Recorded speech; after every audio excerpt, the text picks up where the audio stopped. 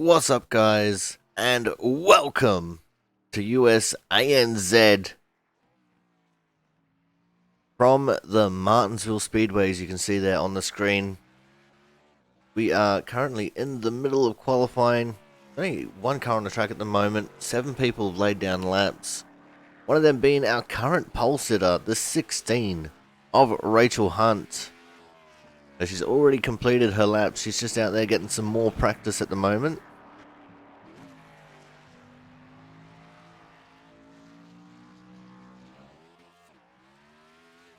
Doing some practice starts and stuff. Also on track at the moment we have the 20 car. This is Adam Walker. He has not completed any of his laps yet.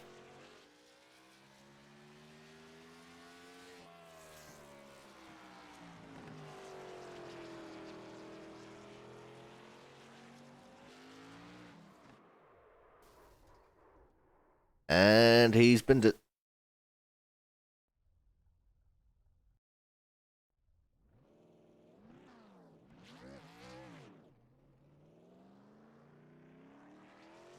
So he did officially start his first lap.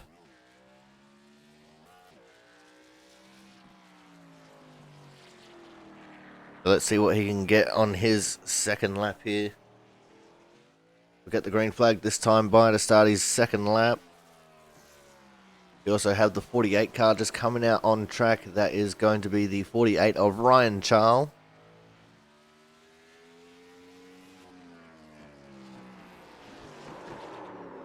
Oh, and the 20 gets it wrong again, so he's not going to be putting down a lap at all.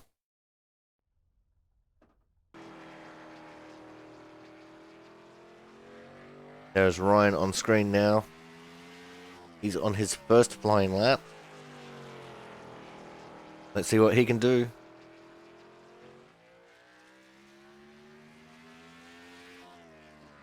His first lap is a 20.841. Puts him in P8. See what he can do on his second lap.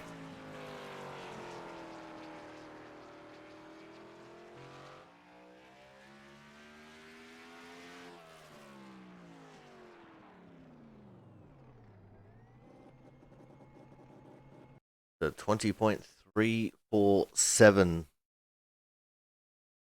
which does not improve him from 8th. But the 20 car is back out on track. He's just getting some practice in.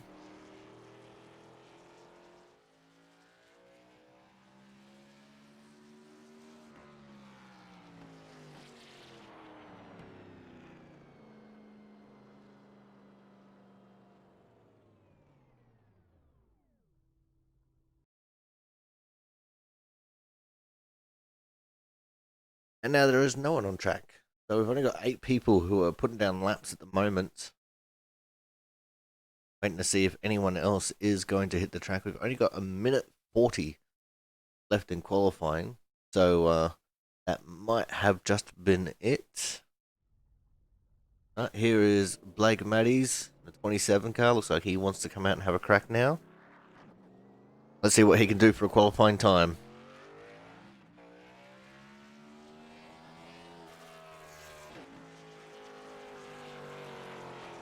Also got the 68 of Thomas Harmon hitting the track. They'll probably follow the first lap with Blake, and then we'll go second lap with Thomas.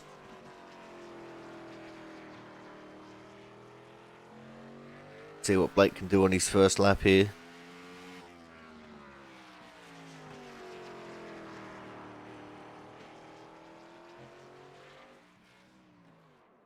Blake's first lap is null and void because he hit the wall.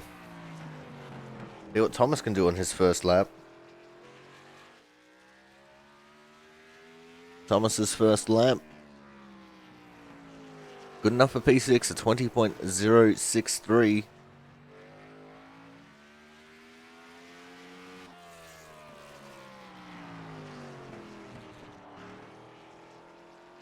Also got the 00 Gareth Anderson on track. See what Thomas can do. Thomas goes pole, 19.709. Gareth Anderson currently P5 with a 19.930 on his first lap. See what he can do on his second.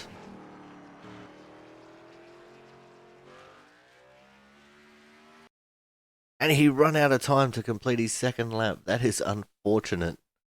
He was really pushing it there. So let's have a look at our standings once I get them up.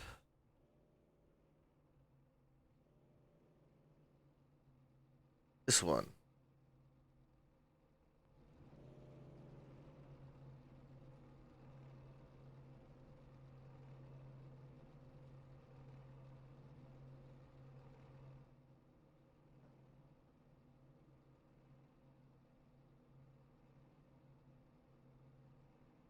Alright, so as you can see there, on the pole is Thomas Harmon with a 19.710. P2 will be Rachel Hunt in the 16. P3 will be the 25 of Brian Chambliss. P4 will be the 60. That's 60? No, that's a 95 of Bruce Rivers. The 00 of Gareth Anderson out of P5. The 5 of Brian Britt will be out of P6. 12 of Matt Burgess out of 7th. The 21 of Christopher Davies out of 8th. The 23 of Jason McQuinn will be out of P9. And Ryan Charles in the 48 will be P10. P11, the first of the non-qualifiers, will be the 4 of Jaron Sanchez with the 87 of Brian Pizzicami. The 34 of Russell Arnold. The 20 of Adam Walker. The 27 of Blake Matties out of 15th. Timothy Swiggett in the 15 will be out of 16th. We've got Aaron Grosskopf in here out of 17th in the 43. Gregory Harrison, the 24, out of 18th. The 13 of Lewis Woodall will be out of 19th. And James Vinning, starting out of 20th, will be in the 333 car. Strength of field, a 1909 for the 20 drivers that are in here. As we get ready to take the green flag.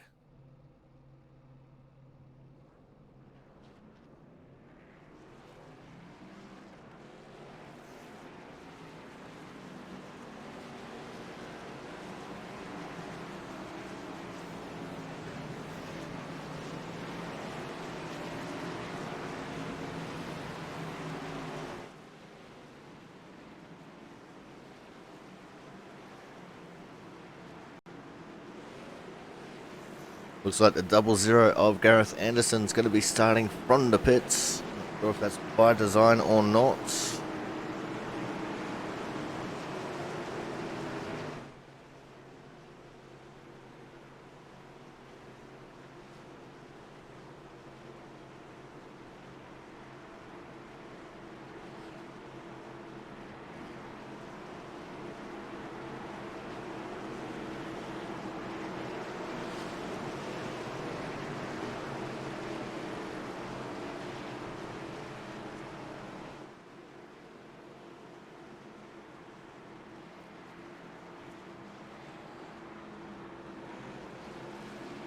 The pace car is in.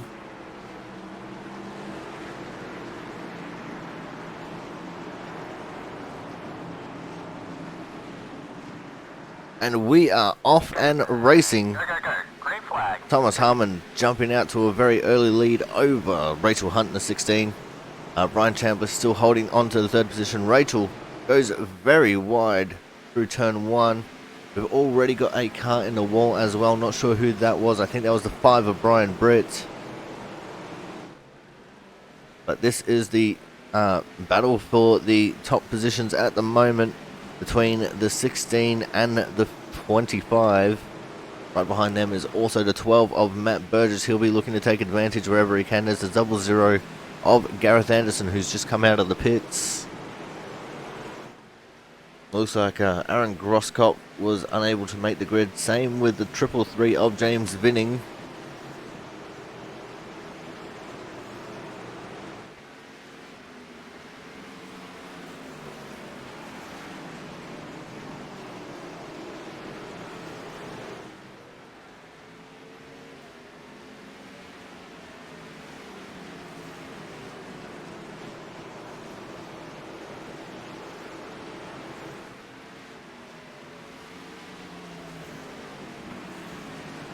It looks like things are kind of settled here a little bit.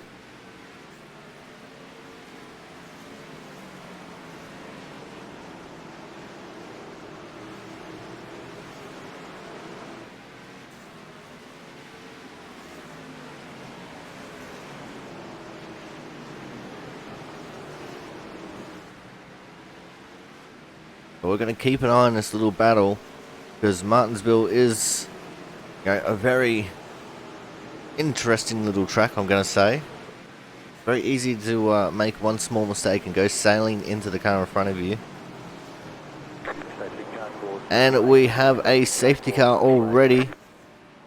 And I do believe that was the 27 of Blake Matties.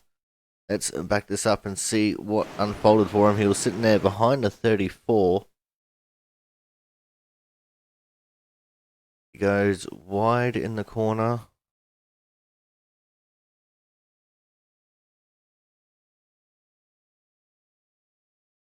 And just too many berries on exit. Runs himself into the inside wall. Goes for a spin. That's right in front of Ryan Charles. So he was 9th when he spun out of contention there. Oh, the 13. Just tapping him at the last second. Damn. But he does get going again, which is good. Hope the damage isn't too bad for him. You see the car in the pits there. It's getting worked on. Not that we can see it. But what this has done is Thomas Harmon is still going to be in the lead with Rachel Hunt P2. Brian Chambliss will be out of 3rd with the 12 out of P4. That's Matt Burgess, as Gareth Anderson is getting the wave around. And that will bring him onto the lead lap now. Jason McQuinn sitting in 5th with Jaron Sanchez out of P6.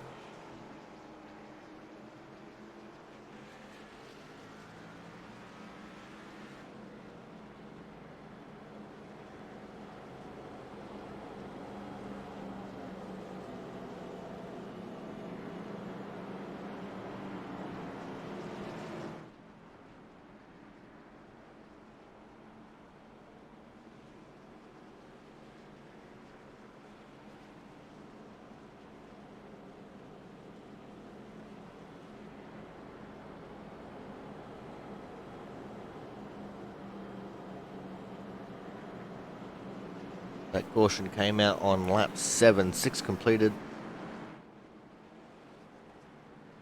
Or halfway through lap 7.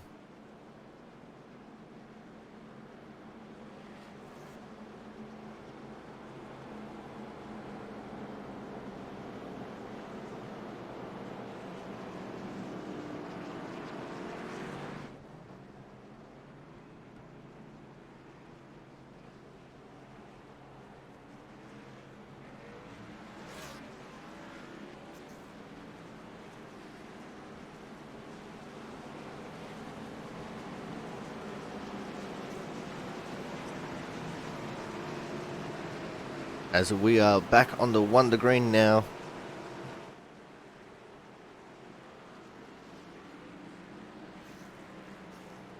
Thomas Harmon with control of the race as the pace car goes in.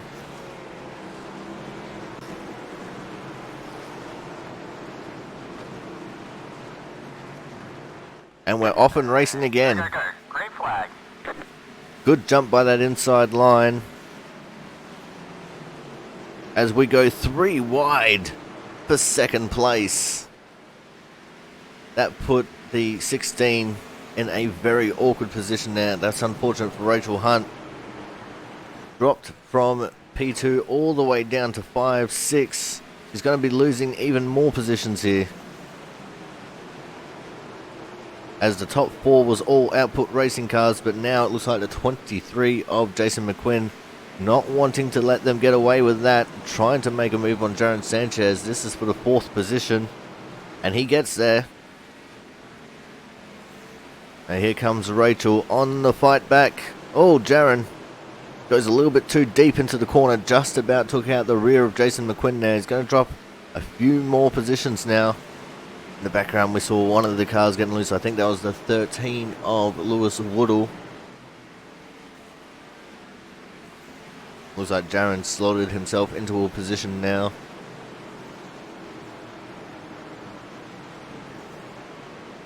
As the top 3 have gotten little gaps over each other and the rest of the pack. See there the 12 of Matt Burgess sitting in 3rd.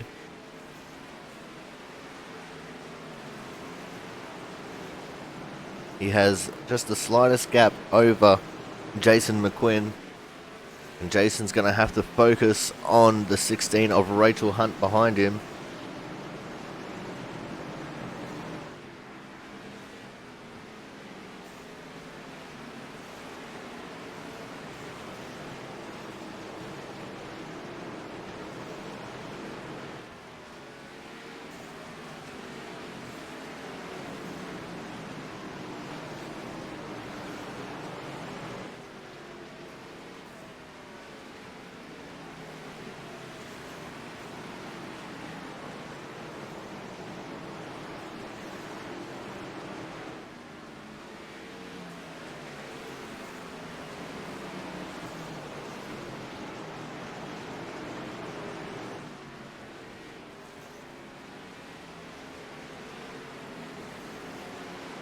It looks like things again starting to get a little bit sorted out here.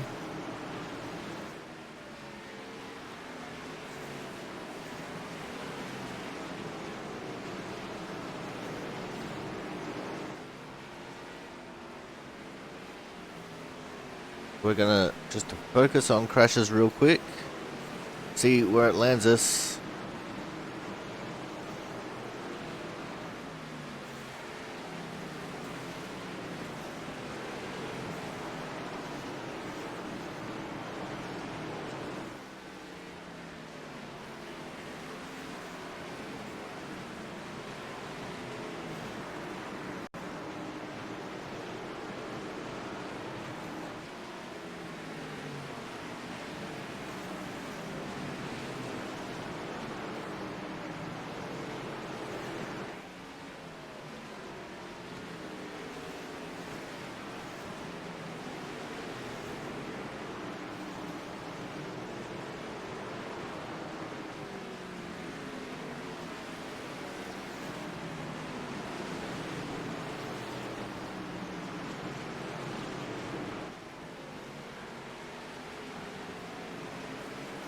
Christopher Davies in the 21 there, sitting in P6 just in front of Jaron. 21 Menard's car with Quicker State on the hood.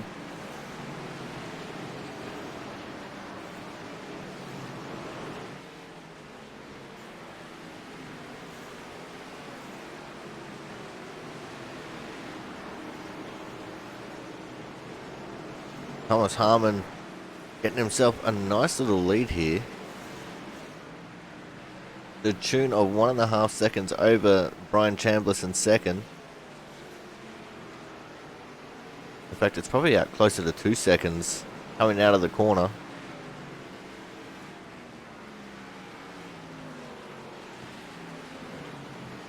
Similarly, Brian Chambliss has about the same over Matt Burgess. And Matt Burgess has pulled out to about a 1.3 second gap over the 4th place Rachel Hunt. Looks like Jason McQuinn might just be dropping off here a little bit in the 23 car. Because Rachel got back around him.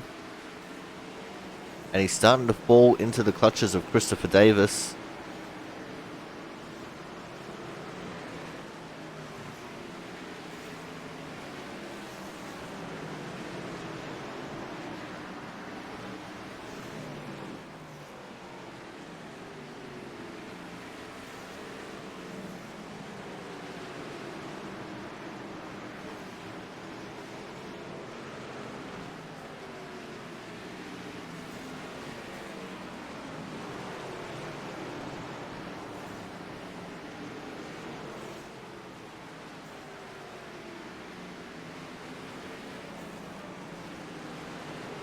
And it looks like Christopher Davis slipped up ever so slightly, and that allowed for Jaron Sanchez through. He's starting to lose a lot of positions now.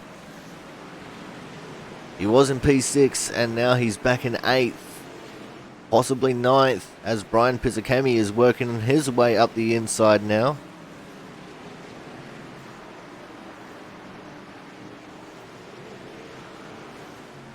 And it looks like Jason McQuinn trying to look for a way around Rachel Hunt. Unable to find a gap just yet. Rachel, one of the fiercest competitors here in USANZ.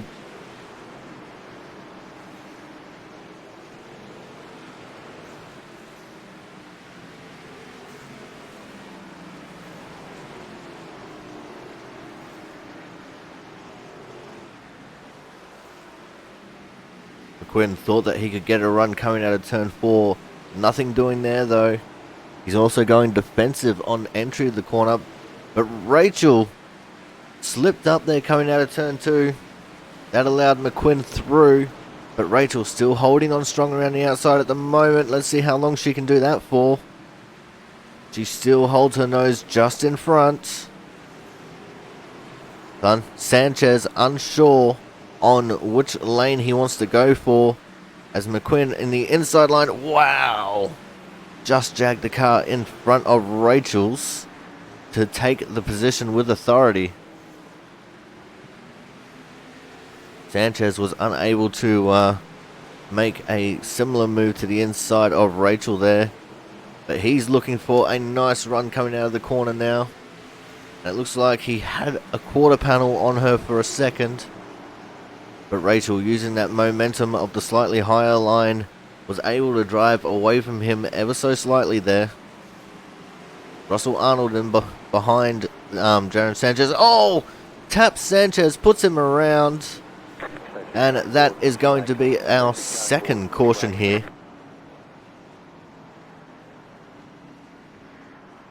So let's go back and have a look at that one again.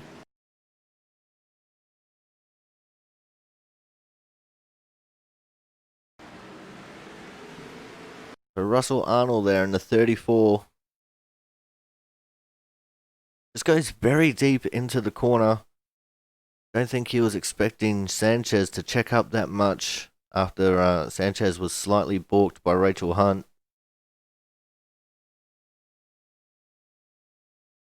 Sanchez just come off the line very slightly. That's all Russell Arnold needs to give him a little bit of a tap there. It looks like the 87 of Brian Pizzicami might have a little bit of damage as well on his hood from that. Getting into the back of Russell Arnold. We'll just have to wait and see.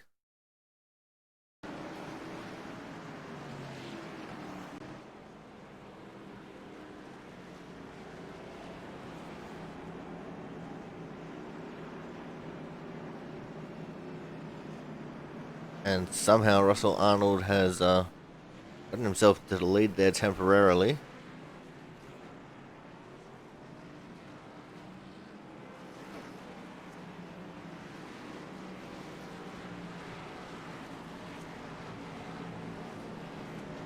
But your leader at the moment is going to be the 20 car of Adam Walker. Gareth Anderson, after being a lap down at the start of this race, starting from the pits, has found himself in second with Thomas Harmon sitting there in third.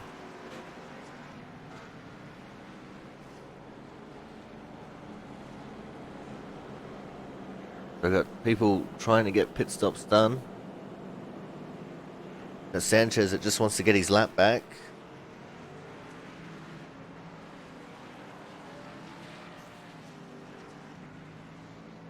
Oh, the 87 and the 34 just trying to get damage fixed.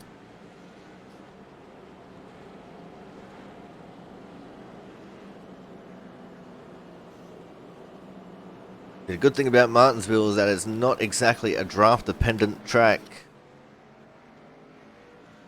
So you can take a little bit of a beating on the car and it still be fairly alright. What it also means is that nose damage can be very detrimental because it is such a short track. You're not going to get as good of an airflow into the engine bay as what you would at, say, a Daytona or a Talladega, or even, like, one of the mile-and-a-half tracks. As we now get the 1 to green, Sanchez is getting the wave around to rejoin the back of the pack. Got the 20 car on the pole of Adam Walker. The first car to not stop. Gareth Anderson is the second car to not stop. But behind them is Thomas Harmon and Brian Chambliss. They will have stopped, possibly gotten fresh tyres, I'm not sure. The paced car now heads to the infield.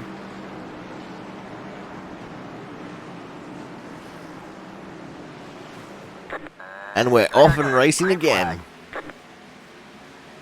Great start by that inside line. Thomas was practically pushing Adam through the corner, and now Thomas has retaken the lead.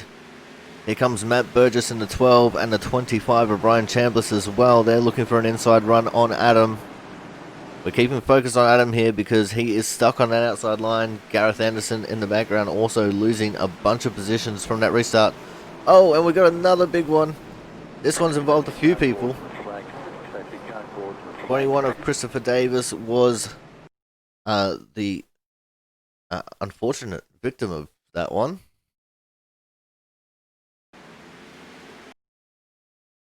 Let's see what happened here as they're coming down into turn 1. Looked like he just about hit the 95 there and just stood on the brakes really, really hard. Turned it around in front of the 13 of Woodall and the 23 of McQuinn. Nowhere to go but following him into that outside wall. So very lucky that that didn't become a bigger crash than it did.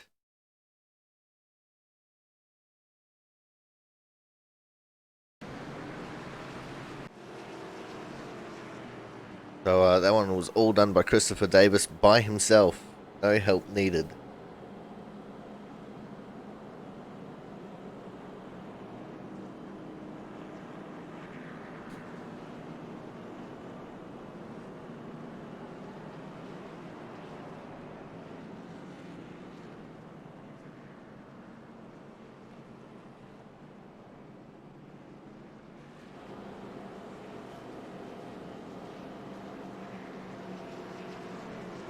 At the moment, we've got Thomas Harmon, who will be restarting from the pole. 12 of Matt Burgess from P2. The 25 of Brian Chambliss will be restarting from 3rd with a 00 of Gareth Anderson in 4th. And the 16 of Rachel Hunt will be restarting from 5th.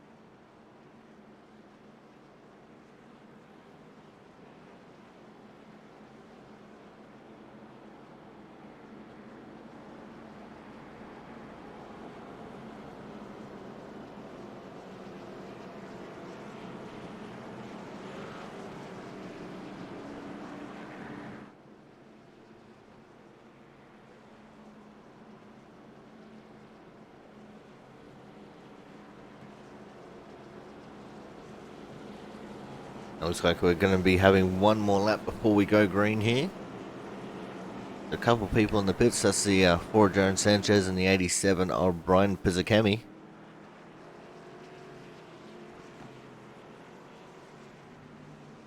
The lights are out on the pace car. We are going green this time by.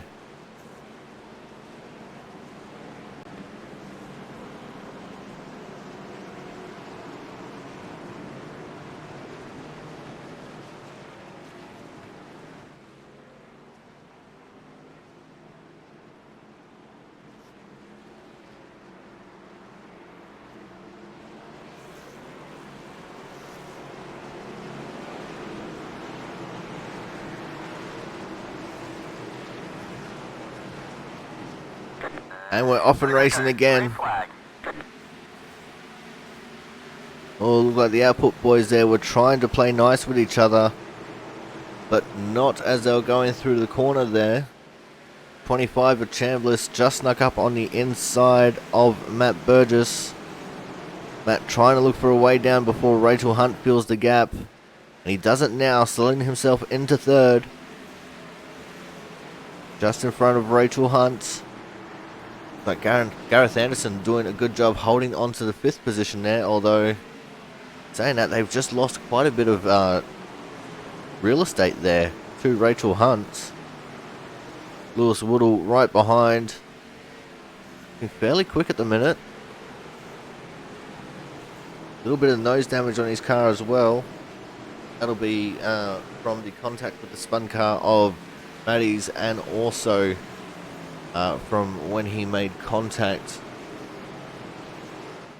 with Christopher Davis. Have to think of the name for a second then.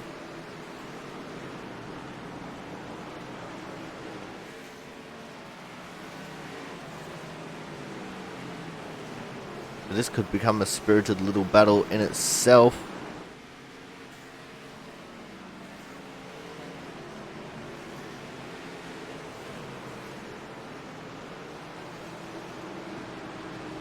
And Woodall with the inside run now coming out of turn 2.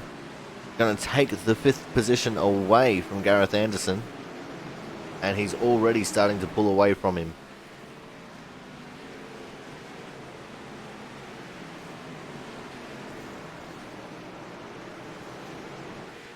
Let's go focus on our leader now, Thomas Harmon. He has definitely been a force to be reckoned with since starting up racing with this league.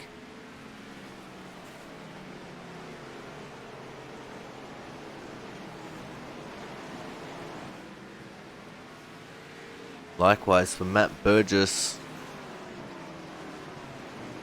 Matt Burgess and Rachel Hunt are actually locked in an intense battle for the top of the championship at the moment,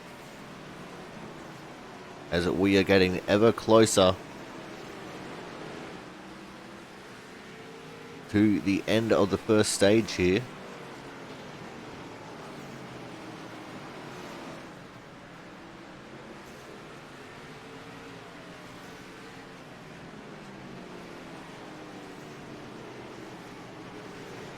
There is a little bit of a pack forming in the back of the field there, being led by the 24 car of Gregory Harris.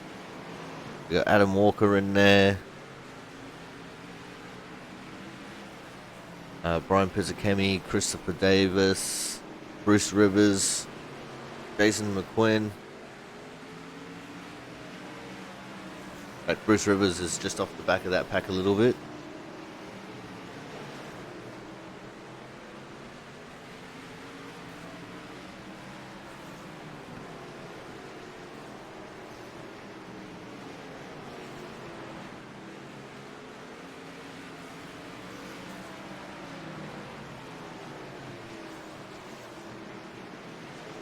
As we are now just about at the end of the first stage here.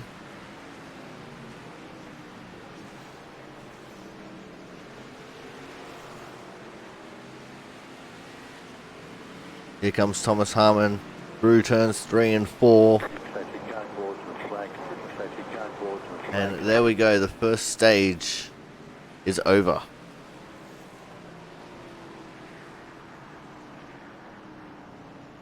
So we are going to go for a quick commercial break here. When we come back, we will be returning to racing action, so make sure you stay tuned.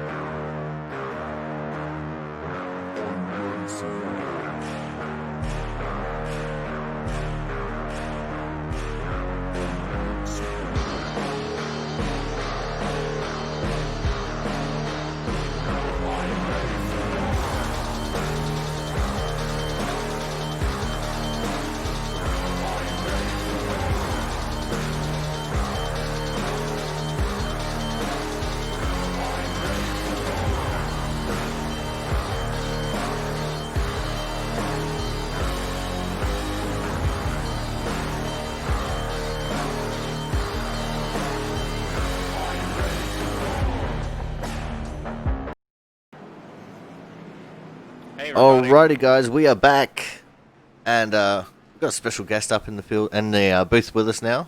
Wrecked out of the field. We had the 5 of Brian Britt joining us for the rest of the commentary duties. Brian, what happened? Well, you know, nature of Martinsville, you slow up for somebody in front of you and you get ran over. Yeah, that is pretty much how it happens. Hey, were you watching? I don't think I was, actually. There was many things going on. Oh yeah, for sure. It's just the nature of the beast. It's Martinsville. I mean, you're good if you get clean. I mean, if you're in the lead and you can get away, you're the best guy in the place. I'll tell you that right now. Because, I mean, everybody else, you could be faster than somebody and you're stuck behind them in Martinsville. It's going to be really frustrating. Speaking of being stuck behind somebody, we're just about to get ready for the restart here. Rachel Hunt on the pole. Thomas Harmon sitting back there in P4. Got Lewis Woodall just in front of him, who might not shoot off very well here. What do you reckon the mindset of Thomas Harmon is right now? I'm not sure. I guess he's probably going to try to conserve his stuff a little bit and not try to push it too hard, I'd say. I mean, how did he get in fourth? He was leading the race there. Pit stop cycles. Did he pit? Yeah.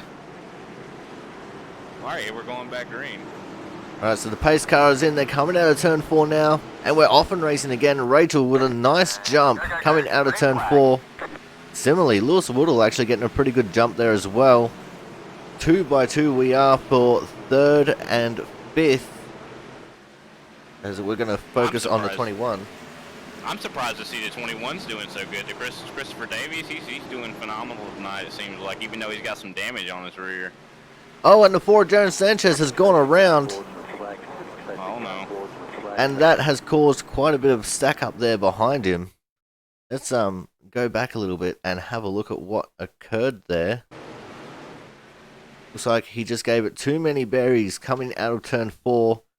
Put the car sideways in front of everyone else. Oh, the 34 of Russell Arnold. Nowhere to go.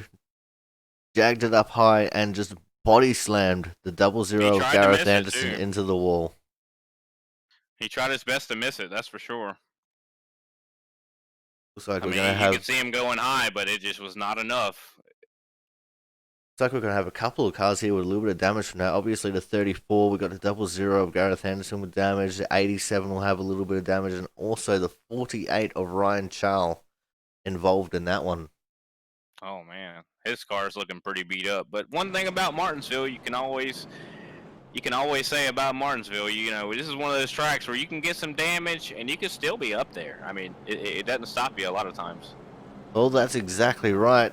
But let's see if we can bring up the instigator of that incident.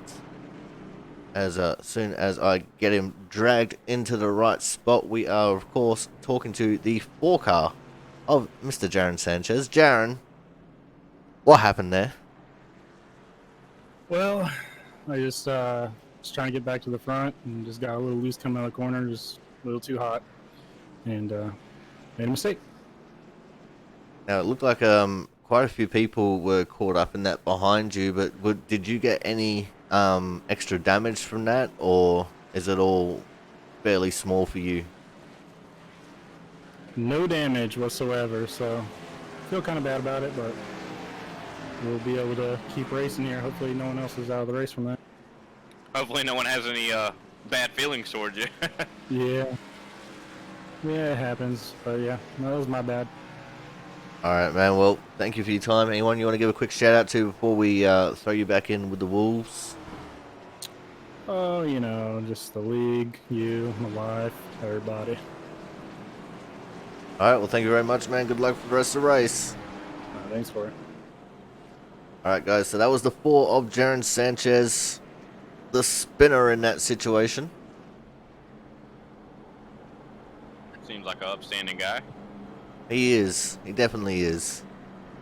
And he'll admit fault when he does it too. As you heard there, he completely put his hand up, got too hard in the berries, put it around, and didn't get any damage. That's the way to do it at Martinsville. Yeah, that's for sure. You'd hope for a situation where you wreck and everybody else behind you wrecks, but you don't get any damage. You definitely hope for that. But let's go back to the front of the field now. We've got Rachel Hunt, who is going to be restarting from pole. Lewis Woodall in the 13 out of P2. Thomas Harmon in the 68 will be restarting 3rd. Christopher Davis in the 21 will be 4th. And Matt Burgess will be restarting P5. A nice little solid top 5 there, with the Sonoma winner of Brian Chambliss restarting P6 as well. Timothy Swiggett, 15, has been looking pretty strong as well, wouldn't you say, Brian? Yeah, I'd say so. I mean, I think he's not as good in the short run, but I think he takes care of his stuff. One person, like I was saying, to look out for is that Chris Davies. He's pretty good, but I did see in that last restart Thomas Harmon was able to pass him on the outside, so you got to watch that Thomas Harmon. He's great. Exactly, as we go back to green flag racing now. Green flag. 16 of Rachel Hunt with a very good jump off the pole. Thomas Harmon Thomas Harmon get another position. and the 12 of Matt Burgess as well, and they're looking like they're going to try and go for the lead as Thomas Harmon is up on the inside of Rachel Hunt going through turn 3. And we have another caution. Caution on the track. It is the 23 of Jason McQuinn who has gone around. Let's see what transpired for Jason.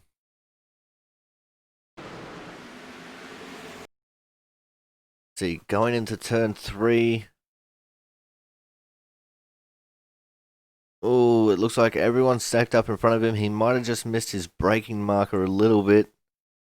And then by the time he corrected it, he was just too far into the brakes and went around. Does anyone collect him? Oh, the 20 car. That is Adam Walker just getting into his left rear and into the wall. That's unfortunate for both those drivers, Brian. Yes. What I'm seeing here now is that they're actually about to go to a single file restart because of these wrecks. They want some more, clean racing here. And usually that does help the racing, especially at a place like this. This is not really a two-groove racetrack, not at all. Well, some people would like to argue that, because there is, like, especially with the newer updates that they have done to iRacing, with the way that the rubber gets laid down on the track, you can get that second groove to activate a little bit, but you have to work it in a little bit first. Yeah, you have to be brave enough to actually, do it, to actually put some rubber up there. That's the problem. And like I said, I mean, Thomas seems to be able to make some headway on the outside line. I mean, he's done some work there, but I mean, it seems like the high side was the best place the bottom was the best place for him whenever he made that pass on Rachel like that. I mean, I don't know if she was just giving that to him or what. I think Thomas just finds pace wherever he can get it. He is a defending champion of the Output Racing League, so he's definitely got pace where it counts. So we'll have to see how it will unfold for him for the rest of the race. Looks like we're going to be going around at least one more time. Gareth Anderson getting the wave around now. He's only 2 laps down.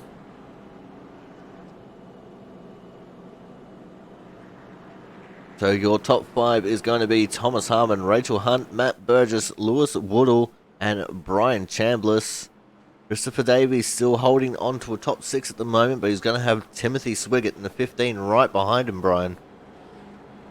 Oh yeah, that's for sure. He's gonna have to really worry about that. I mean, the 21 was looking so strong on the short run. I don't know what's going on. Boy, Hello. how you doing, man? I'm not doing too bad, Aaron. How are you doing, mate?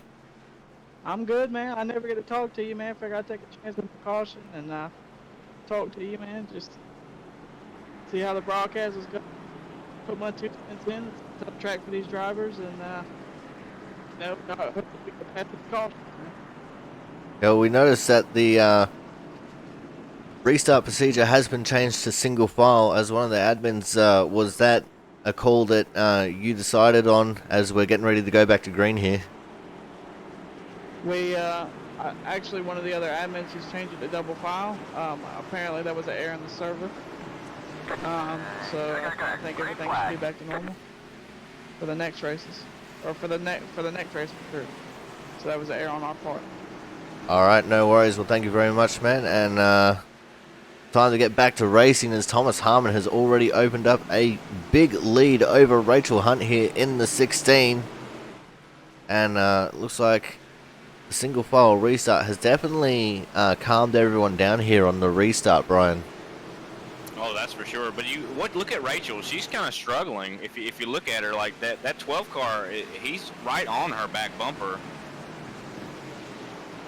Just having a quick little look. Look at this. She's definitely struggling. Like the 12 car is having no problems. LB's blinking, but he's having no problem staying right on her. I wouldn't be surprised if he tried to take a pass. It looks like Rachel's last pit stop was on lap 36, which could be contributing to a little bit of a lack of pace at the moment, as Matt Burgess does get around her for the 2nd position. Everyone else seems to have pitted on at least lap 60, or with the exception of the 13 of Lewis Woodall. Brian Chambliss sitting there in 5th, also pitted during the stage break in lap 60 there. So possibly just a case of the tyres wearing out a little bit here, Brian? I would definitely say so, but she's doing a good job to stay in front of the 13, though, it seems like. The 12 car, he just seemed to have some good pace right there. But she does seem like to be suffering from some worn tires, that's for sure. I think the next pit stop she's going to be taking some tires, I guarantee that. It looked like for a second then, the 25 Brian Chambliss was just about to look at an outside pass there on Lewis Woodall. Lewis looking pretty strong here. He has got that little bit of nose damage, but as we've already alluded to, the damage isn't really going to affect your top end speed here. In fact, sometimes it could help you a little bit, especially if you get a tiny little bit of engine damage and lower your revs a bit. It can help you just drive that little bit harder out of the corner. Oh yeah, it helps. You don't have the risk of spinning out of the corner as much because you're not, not as much torque. But this track is a lot of fun. It can be really frustrating because it's so frustrating when you're sitting behind someone and you feel like, oh, I can be in front of them. Like the 13 is just hit the 16 of Rachel Hunt and he's passed. He did a bump and run there. A very classic NASCAR move, the bump and run, especially on these short tracks, and it's worked out not just fortuitous for himself, but also for Brian Chambliss, who has gotten up on the inside of Rachel Hunt now. I wonder how she's feeling. Usually Rachel, she's such a nice lady. I mean, if you ever talk to her, she's so sweet.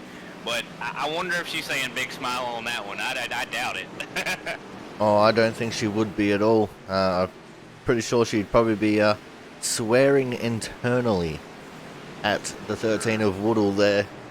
But Woodall is now going to have to worry about the 25 Brian Chambliss, because he's only got one more position to make before he makes his way back into the top 3. And then we're going to have the continued dominance of the Output Racing boys, as we have seen in the last couple of weeks, Brian. Oh yeah, they've definitely been dominating. it's hard to compete against them. I mean, I try my best. I felt like I was pretty fast here at Martinsville, but you know, I mean, just you have to have some patience, and whenever you're behind people, and you know, you're at the mercy of your drivers around you. That's for sure. And these guys have been able to qualify up front and be able to just try to stay up there, and they haven't had to worry about it as much. You know. And as we were just talking about it, Lewis Woodall, in fact, did make a mistake in one of the corners. Chambliss has gotten around him into third, but now we might see a possible return of serve here from the 16 of Rachel Hunt on Lewis. She's right behind him. And Sorry to cut you off there, man. Oh, that's alright. She's looking very menacing in there behind him. I don't think Rachel will, because she's usually a very clean driver, but we might see a little bit of a tap just to say, hey, I am here. The 21's starting to get back into this fight here, it seems like, with these guys. I mean, he's caught up to the 16 and the 13. He's making some good times, but you look at the 95 right behind him, also making some good laps. He just bumped him into the corner there, if you didn't see that. You know, that's right. He is definitely trying to get up into this little bit of a battle, carrying a little bit of damage himself, mostly on that right rear from his earlier contact.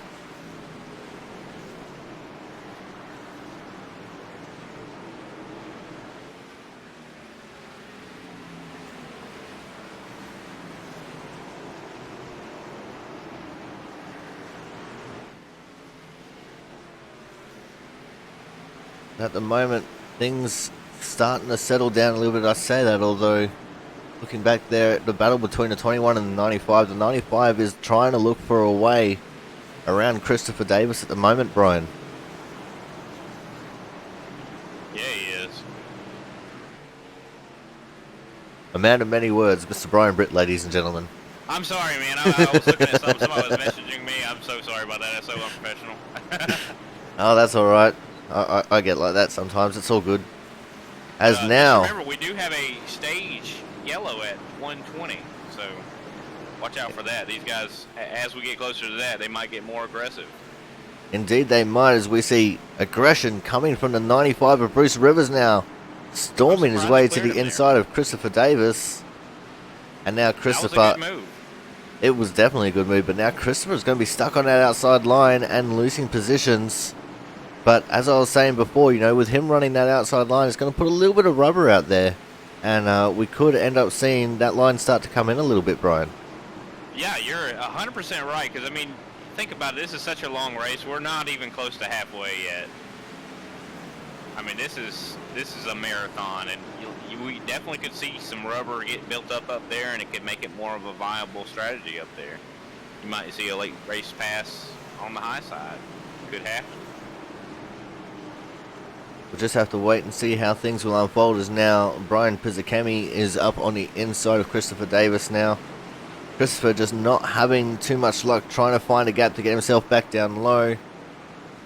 But just up in front of these guys a little bit, it looks like the 95 of Bruce Rivers trying to look for a way around the 16 of Rachel Hunt now, Brian.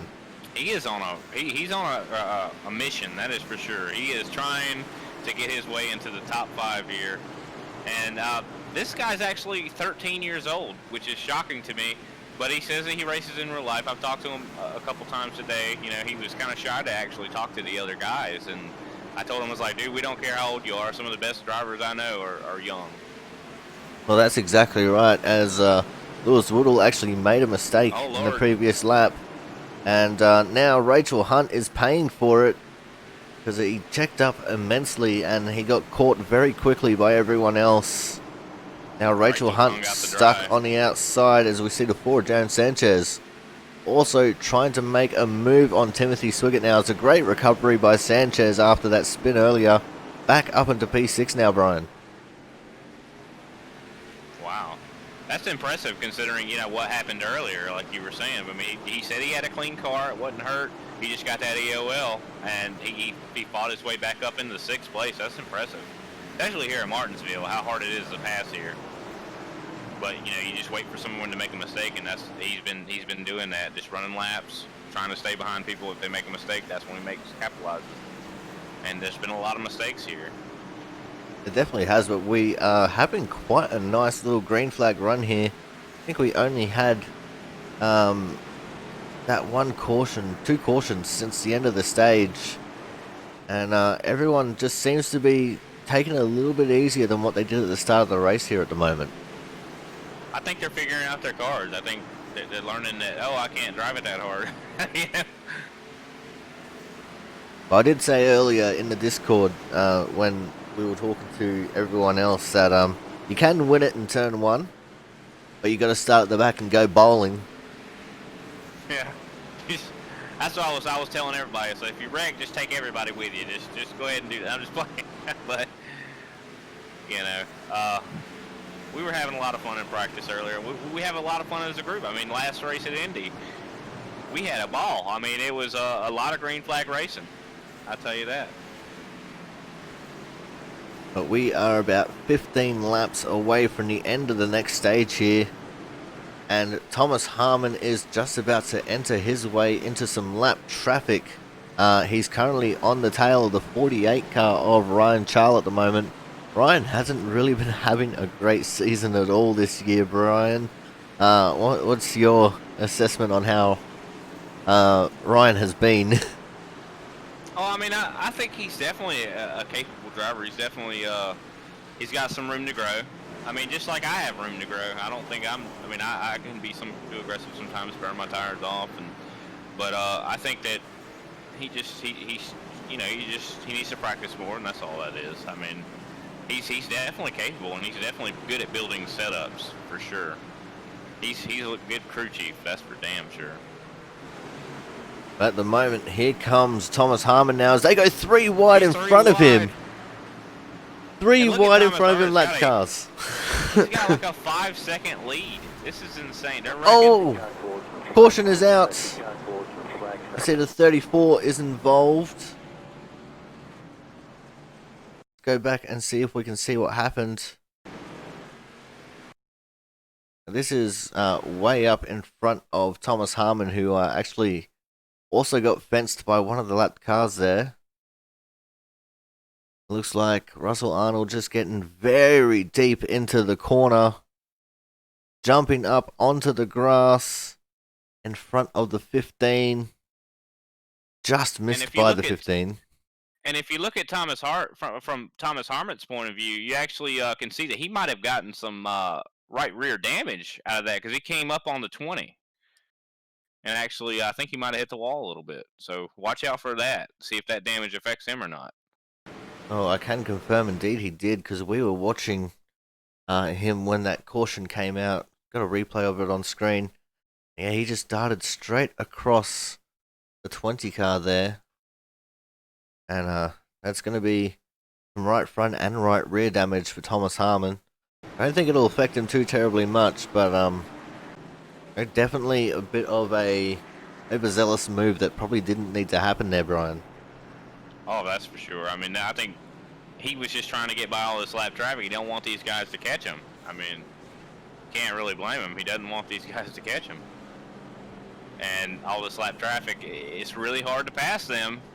You know, if they don't know, especially if they don't even know you're coming. A lot of these guys, if they're not paying attention to their relative, they'll be surprised when the leader just shows up on their back door. Well, that's exactly right. And having a look at the field at the moment, we've actually got the 24 car of Gregory Harris in the lead. Looks like he has not stopped under this caution at the moment, Brian. Yeah, we'll have to see how that plays out. I'm not sure how old his tires are. I mean, well, I can confirm that his last pit stop was on lap 60. Oh, he is on really old tires, and I don't know why he thought that was a good idea. I mean, to be blunt, I just don't think that's a good idea at all. Well, I don't think it is either, considering everyone else has made a pit stop. And when the leader with the is Thomas exception Harmon, of the lap down car of Gareth Anderson, who is going to be rejoining the back of the field when we get the one to go here. it will be on the lead lap, though, won't he? No, he's going to still be 1 lap down.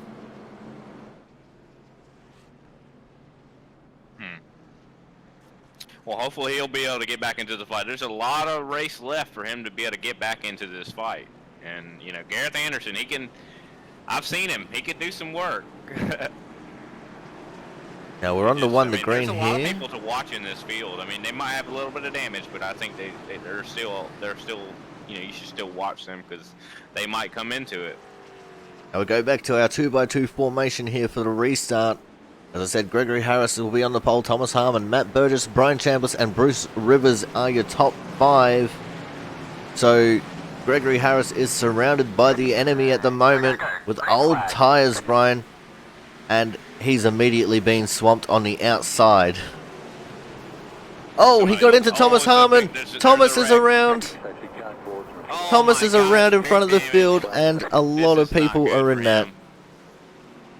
This is not what he wanted to see, I guarantee you. This is the man who's won last 3 races. You think he does not want to see this at all. He's not the only one that doesn't want to see that, because a lot of the people in the field got caught up in that as well. Gregory Harris just ran very deep into the corner. Some on purpose contact on the field. Thomas Harmon just hit 24 of Gregory on purpose. So we'll have to go check that out. Let's go to live, back it up a little bit here, and let's have a look at Thomas Harmon displaying his displeasure here at the 24 car.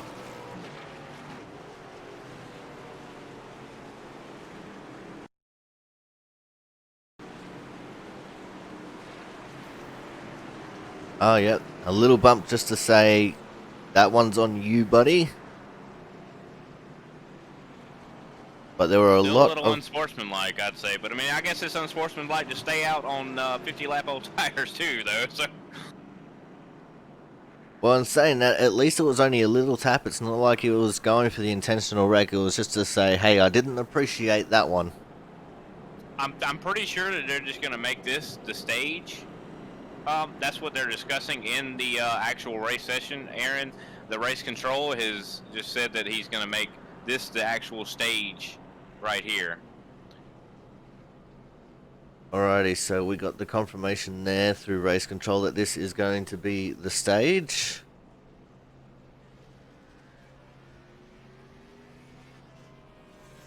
I'm curious to see how Thomas Harmon rebounds from this. I mean, like we've seen cars being able to do some work still, so I mean, I don't doubt he can.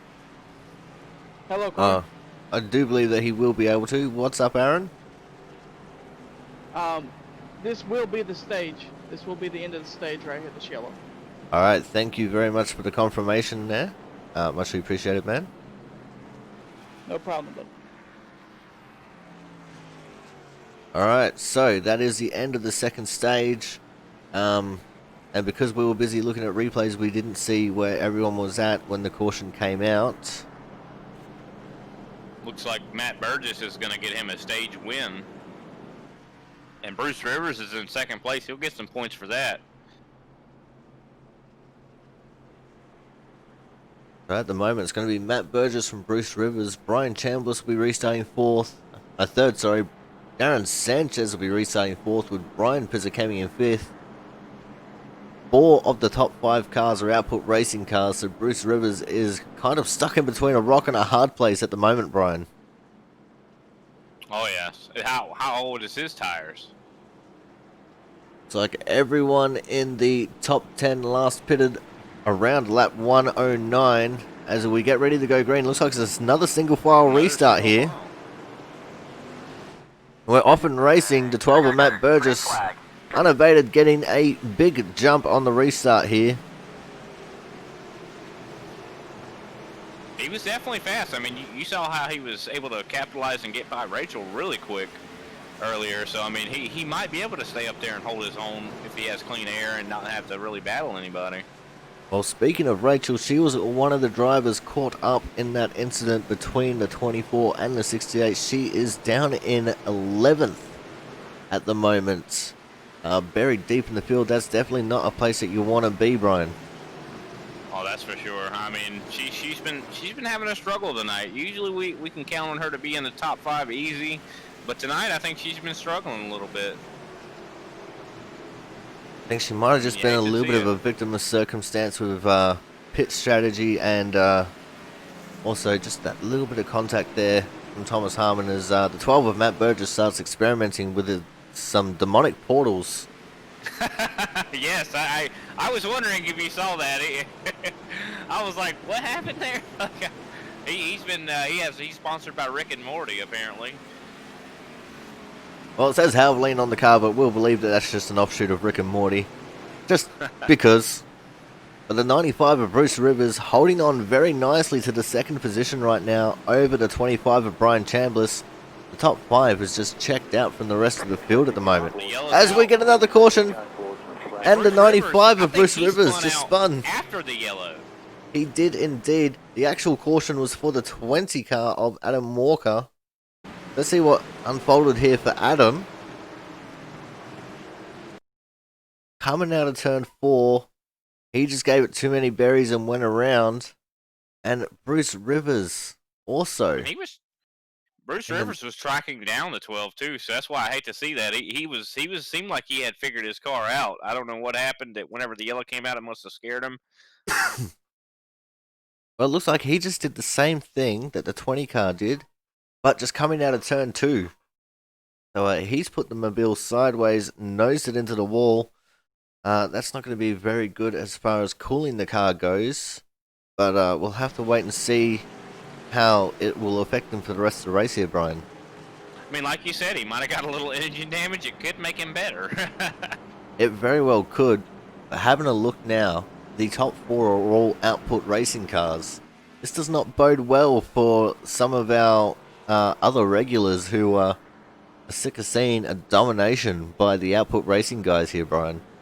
Yeah, I mean, you're 100% right, but I wouldn't count out the guy in 5th place right now, Jason McQuinn. And what about Christopher Davies? He's been strong. Maybe he's starting to figure this out.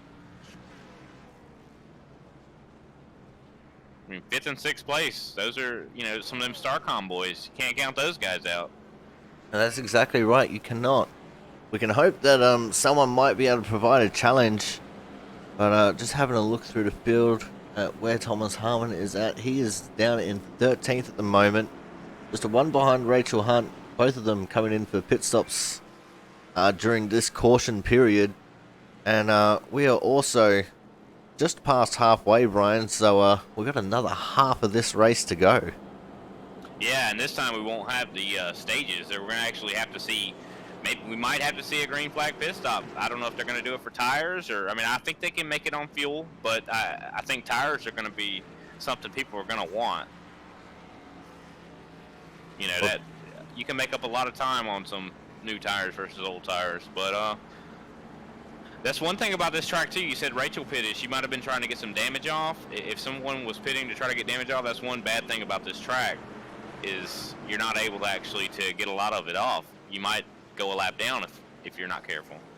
Well, that's exactly right, but we'll have to wait and see how things will unfold here for the rest of the race. As we've said, it's very possible that we could see a green flag run all the way to the end, and it'll be a big strategy choice, because if you pit here under green, you're liable to lose 2, maybe 3 laps, depending on the pace of the rest of the field, Brian. That's for sure. I mean, I'd say, yeah, 2 laps. You could easily lose 2 laps. I think that'd be the standard. If you did a bad pit stop, yeah, 3 all day. And it depends on how far away you are from the leader back. I mean, if you're running in the back and you try to green flag pit like that, you're definitely going to lose 3. As we get back into the 2x2 formation now to get ready to restart this race, Matt Burgess, Brian Chambliss, Jaron Sanchez, Brian Pizzicami, Jason McQuinn are your top 5 as we start to come out of turns 3 and 4 for the restart, Brian. Let's see what Matt does here. Oh, he's getting a commanding lead. I figured he would jump it. At the moment, it looks like the battle is on for 3rd at the moment between the 4 and the 87. That is Jaron Sanchez and Brian Pizzicami. These guys have no love loss. Indeed he does. But these two have no love loss themselves. And it looks like Sanchez going to slot himself into 3rd. And here comes McQuinn taking on the inside of Pizzicami for P4, Brian. I told you not to count those Starcom guys out. But look at Jaron. Oh, wow, McQuinn. He was diving it in and driving aggressive. He was definitely diving it in there. So I mean, I think part of it's on Jaron because he was diving in, leave room for people to be able to get underneath him. He was being aggressive, over driving his car from what I saw. Well, let's have a look at the replay here. McQuinn is a fair way back at the start of the corner, and he has dove it in big time. He's come off the curb and into Jaron there. Don't know, man. I'm gonna have to put that one on McQuinn, honestly. 100%, yeah. I was just saying that, yeah. I think Jaron was overdriving it too, but McQuinn definitely overdrove it by corner. You do not want to hit that curbing. Your car will not handle well after that. It's just scary when you hit that. So again, that provides us with another little shake-up in our top 5. So we're going to have Matt Burgess, Brian Chambliss, Brian Pizzakemi, Timothy Swiggett, and Christopher Davis now as our top 5, Brian. It also looks like this league has the same problem as the other league, as there are too many bloody Brians. I think every league has that problem, don't they? I mean, I've been in a few leagues, and there's quite a few Bryans on iRacing. I don't know why there's a predisposition for Bryans to be on iRacing. At least there's only one of them that is not spelt correctly, and that is this 87 old Brian Pizzakemi, spelt with a Y, not an I, and yeah, I don't know I just what his can't parents accept are that. thinking. The other one's different. The other one's got 2 with a Y, and only the one with an I. See, mine's spelled the right way. Yes. With an I, like an American. You know, I'm just playing. But either way, we've got 117 laps still left to run. And, you know, it's all up in the air at the moment on who's going to take the win, because we think we see someone that's dominant, but they end up getting taken out in some way, shape, or form here, Brian. I mean, it's anybody's guess who's going to win this race. I think Matt Burgess is in the best possible place right now, considering, I mean, and Brian Chambliss, I mean, he was able to do some work, you know, be able to clear from everybody while they were fighting. And if they can just do that, they might be, you know, every restart, you just know exactly when to go. You know, Matt Burgess would have he's in the catbird seat. I mean, he's in a good position right now. Well, it's definitely the best to be leading from the front, as the old saying goes. But another thing that I want to point out at the moment, Brian, is with Matt being in the lead and Rachel being down in P10, you know, this is a great little point stay for the 12 of Matt Burgess. Oh, 100%. He's loving this. I mean, usually these other guys are leading, and he's like, oh, it's my time to shine. Also having a sneaky little look, it looks like Thomas Harmon up in the 9th position at the moment and looking fairly strong himself at the minute. I mean, look at Gareth Anderson. He's up in 6th position too, and he was a lap down a second ago, and we were, you know, it's a long race. We still got a long way to go too. That's exactly right. And having a little look, Gareth Anderson is actually the first car on fresher tires. So this could bode very well for the 00 machine, one of the league owners and operators. We'll have to wait and see how it will unfold for him, though, as the 12 of Matt Burgess under pace laps, experimenting with the demonic portals as the pace car goes in, go through turns 3 and 4 and getting ready for the restart here, Brian. Yeah, it's going to be exciting to see. I've seen some guys blink out a whole lap and go a lap down. So hopefully that doesn't happen to him. Let's see what happens. Starting off strong though, Brian Pizzakemi going very deep into turn 1 there, just about getting into Chambliss. Right behind him now is the 21 of Christopher Davis, who is pulling a little bit of Kevin Harvick, as in where did he come from? It's like Gareth Anderson losing a little bit of ground back there, but here comes the 68 of Thomas Harmon working his way into the top 5, Brian. Don't count him out. You can never count that man out. He's got a different car than everybody else. Look at him. He's right on the back bumper of Christopher Davies. Yeah, he's got one of the old 900 horsepower engines. I believe it. Every week. He just tunes it down for practice and that's it. Yeah. I was talking with him, and we were all in Discord earlier, and I was talking about, oh, he doesn't seem like he's running too good in practice, and then all of a sudden he showed up and took the fastest lap. So I don't know. I guess he was giving me my comeuppance while I was talking crap. Well, I have talked to Thomas quite a bit, and he's generally not one who tries to go for the fast lap. He's always wanting to just show his pace throughout the race. We're definitely seeing it right now, as he is right on the tail of the 87 of Brian Pizzakemi. Pizzakemi actually realizing that it's Thomas, running wide there in turn 1 to allow Thomas through and into the top 3 now. He is in the top 3, and he is tracking right down on Brian Chamberlain. I think that he's gonna be able to get his lead back, and this is shocking. Just have to wait and see how it will unfold here, as Chambliss in his own right, definitely one of the more stout drivers in this league, as Thomas pulls to the inside with a very aggressive move. He makes it stick, though. He made it stick. He definitely did. That's going to move Thomas Harmon back up into P2 now. Oh, he's getting a little tight here. But he's fine. He did, I guess, sometimes you get out of your rhythm when you're trying to pass somebody. Oh, look at this. Oh, the caution is out again. And I think caution that saved Thomas there.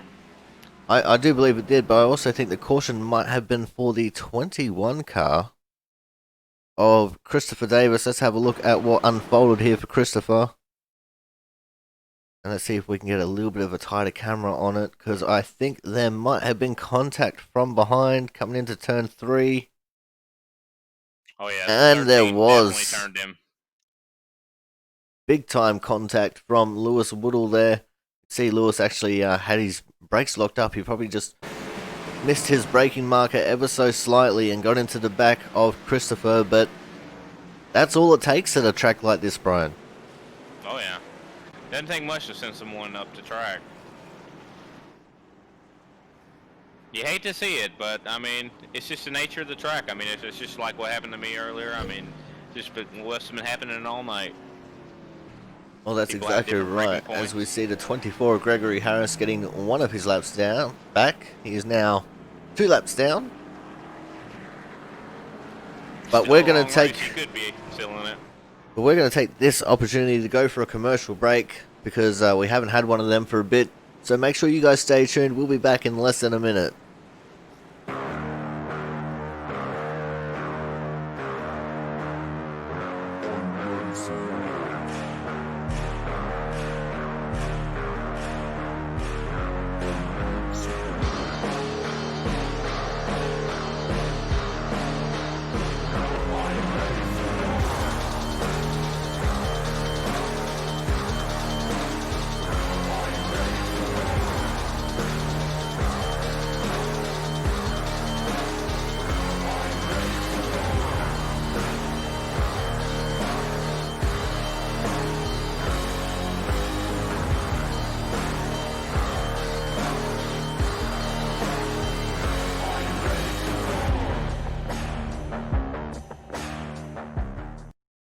Alrighty guys, we are back.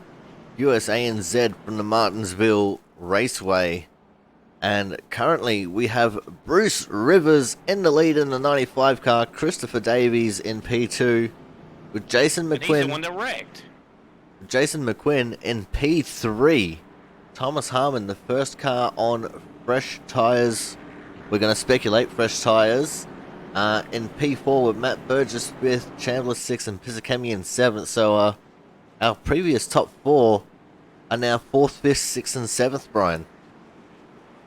Yeah, I think this is an interesting decision for Christopher Davies, who was just involved in that major crash. I'm shocked that he's still out here. I don't think he had too terribly much This could be damage. interesting to restart. But we are on 1 to green, so we'll get everyone formed up here on the back straight. Get ready to see how this is going to unfold. I think the best positioned person on slightly older tyres is the 23 of McQuinn. He only pitted about 10 laps ago, Brian. Yeah, I think that's not a bad position to be. I mean, McQuinn, I don't think he was involved in that much. So. Green flag. But we Looks like, are Bruce back Rivers racing gonna try to again. separate as much as he can. And that is what he's doing. We're going to have an eye on this battle pack behind the 12 of Matt Burgess, getting on the inside of Christopher Davis and putting himself into third. McQuinn had a great restart, slotted himself in second, and here comes Thomas Harmon. And the rest of the output boys, they're all lined up on the inside at the moment.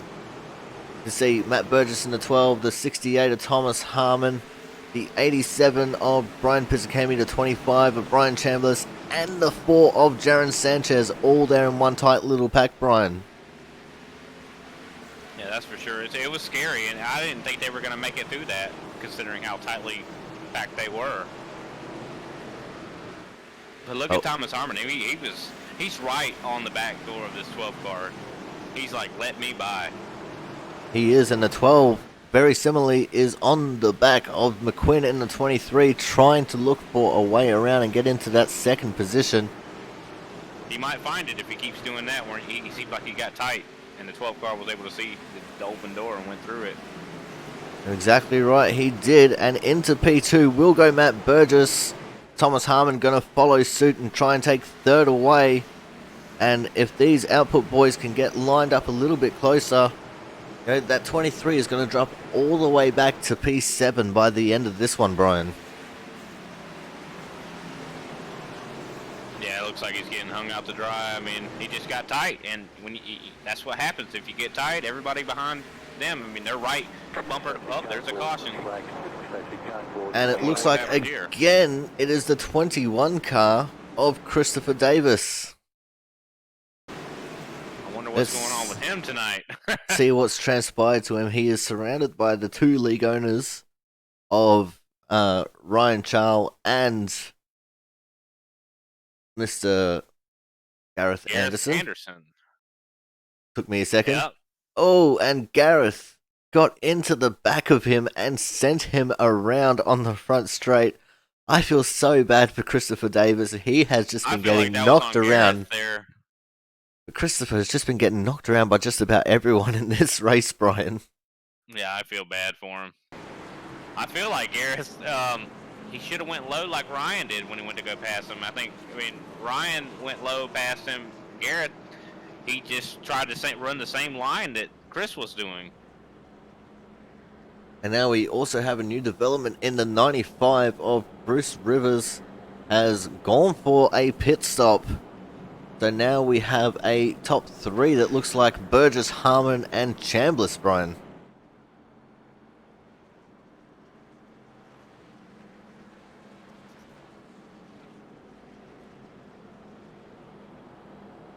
And we still have more than 90 laps to go. Yeah, we still have 93 laps to go when they get to the start-finish line. We see the 24 of Gregory Harris getting one of his laps back, so now he is only 1 lap down. But we also have the 16 of Rachel Hunt, who has gone a lap down, Brian. Was she caught up in that? I don't think she was, but I can see her sitting, going through the pit lane right now.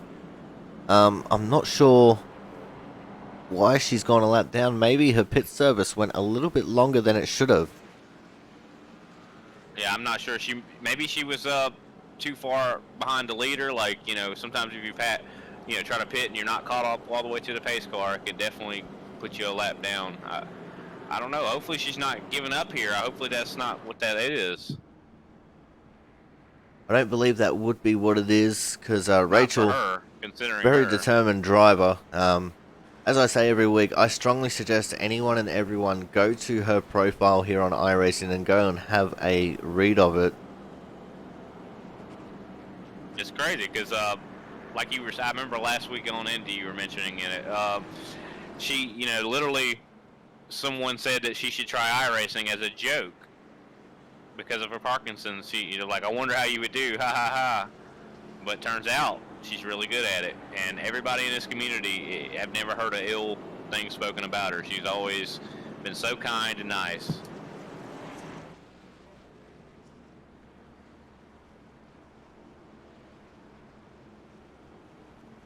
So our top 5 is as stands. It's Matt Burgess, Thomas Harmon, Brian Chambliss, Jason McQuinn, Brian Pizzakemi, and that is the top 5. Timothy Swiggett in P6. Got Ryan Charles, Gareth Anderson in 7th and 8th. Bruce Rivers in 9th. Christopher Davis in 10th. So even Not a with bad showing getting for taken Ryan out a Shaw, couple considering. times. Even with getting taken out a couple of times, the 21's still in the top 10. That's incredible. It really is. And Rachel Hunt went a lap down. How does that happen where he doesn't go a lap down, but she does? I do not know. This is not a world that I'm used to. But we are back under green now in the 12 of Matt Burgess, getting a fairly good jump. But Thomas Harmon in the 68, trying to hold strong around the outside, unable to do so at the moment. The top 4 is Output Racing Cars again. It looked like he was almost about to open the door for Brian Chambliss behind him. He just about was, but he managed to sneak in that gap just in time before Chambliss was able to show him the nose. We'll have to wait and see how things will unfold from here. So It's going to come down to Matt Burgess making a mistake, and that's what's happening right now. Exactly right, that is what happened. But we have another caution on the track. And again, I hate to say it, but it's the 21 of Christopher Davis.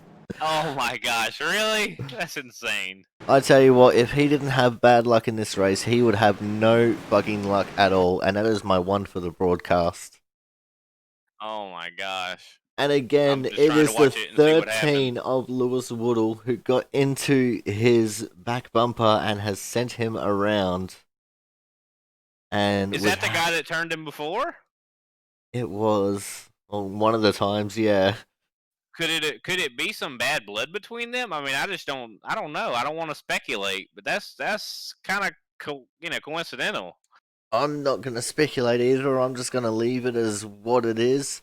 But unfortunately, that might be the beginning of the end here for the 21, because that was a fairly solid frontal impact into the wall.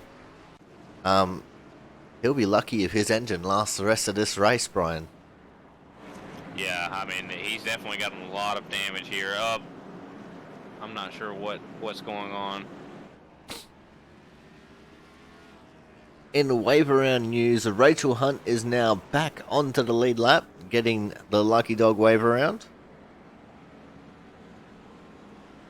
And we have a top 4 that is dominated by Output Racing Cars, with Matt Burgess, Thomas Harmon, Brian Chambliss, and Brian Pizzakemi. Jason McQuinn and Timothy Swiggett, the best of the rest at the moment, in 5th and 6th at the moment, Brian. McQuinn's been holding strong, though. I'm impressed to see what he's doing. I mean, he was in 4th in the last restart, but now he's in 5th. I mean, maybe he'll have a better, a better chance on the bottom line. Well, the inside line is definitely an advantage. Guys are full of talent. There's a lot of talent there with those Output Racing guys, that's for sure. Well, between them, it looks like their average of iRating will even out to about 3K.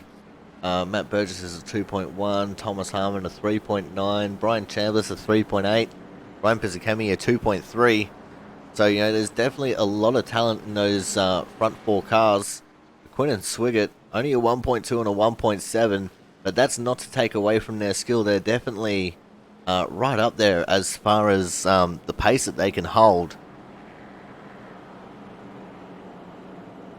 Yeah, I mean, those guys, like, the iRating is there for a reason. I mean, if they, it shows that they've had their track time, they know what they're doing.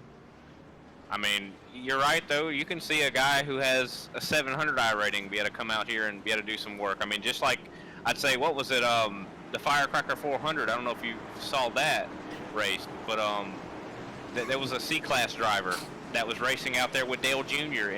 and was leading the race. I didn't watch it, unfortunately, but yeah, I did hear about that, which was pretty fantastic. But the lights are out on the pace car, and we're going to be going back to green this time by. So we'll have to wait and see how things will unfold here as we get the green flag, and Matt Burgess, as expected, takes an early jump, but Thomas Harmon still right there on his outside. And is he going to take the dominant position on the outside? There might be not this time. There now. He got it. He's gotten it. He does have it this time as they come into turn 3. Thomas Harmon, with the second outside pass of the race that we've seen from him, takes the lead away from Matt Burgess. Brian Chandler still sitting there in 3rd with Pizzakemi in 4th. McQuinn trying to hold on to the tail of Pizzakemi there, sitting in 5th. But he's going to have a tall order because Bruce Rivers and Jaron Sanchez are right behind him in 6th and 7th, Brian.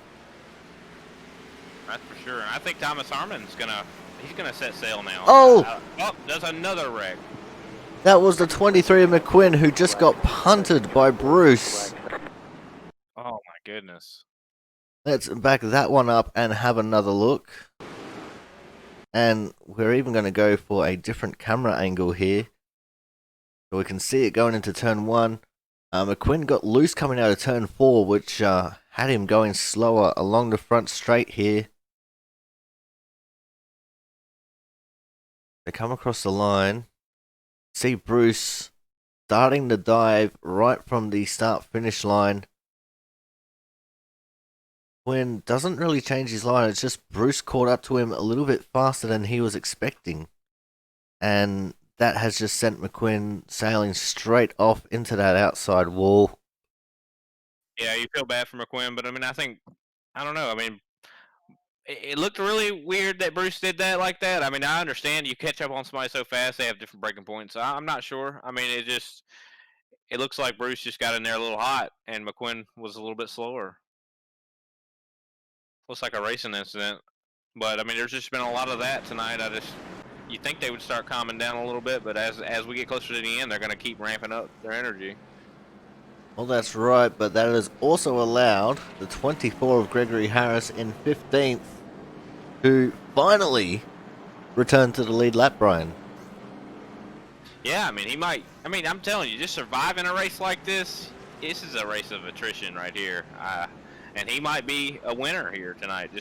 Maybe not a winner, but as in points. He might be able to get a good bit of points just because of people being over aggressive and taking themselves out of this race.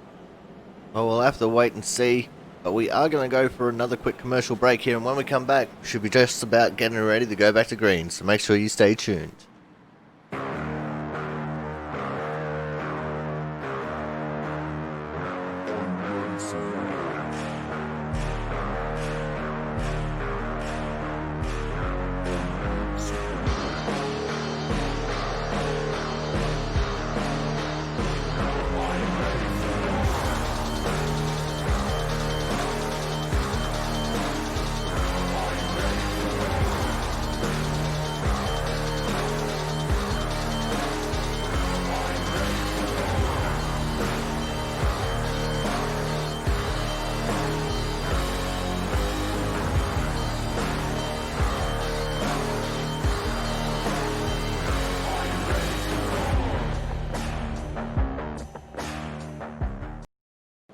And we are back in the most immaculately timed piss in history. I got back to my seat just as the advert there was finishing, as we are just about to get the 1 to green signal here, I do believe. Yep, the lights are out on the pace car. We're going green this time. Bye, Brian. Is it another single file, or? I don't believe so. Oh, I'm sorry. I had to catch up. My fault. Yep, they're double file. I'm sorry about that. That's okay, that's okay. And it looks like we've got another change in the top positions. It's Thomas Harmon from Brian Pizzakemi, Jaron Sanchez in 3rd, Adam Walker 4th, and Gareth Anderson in 5th.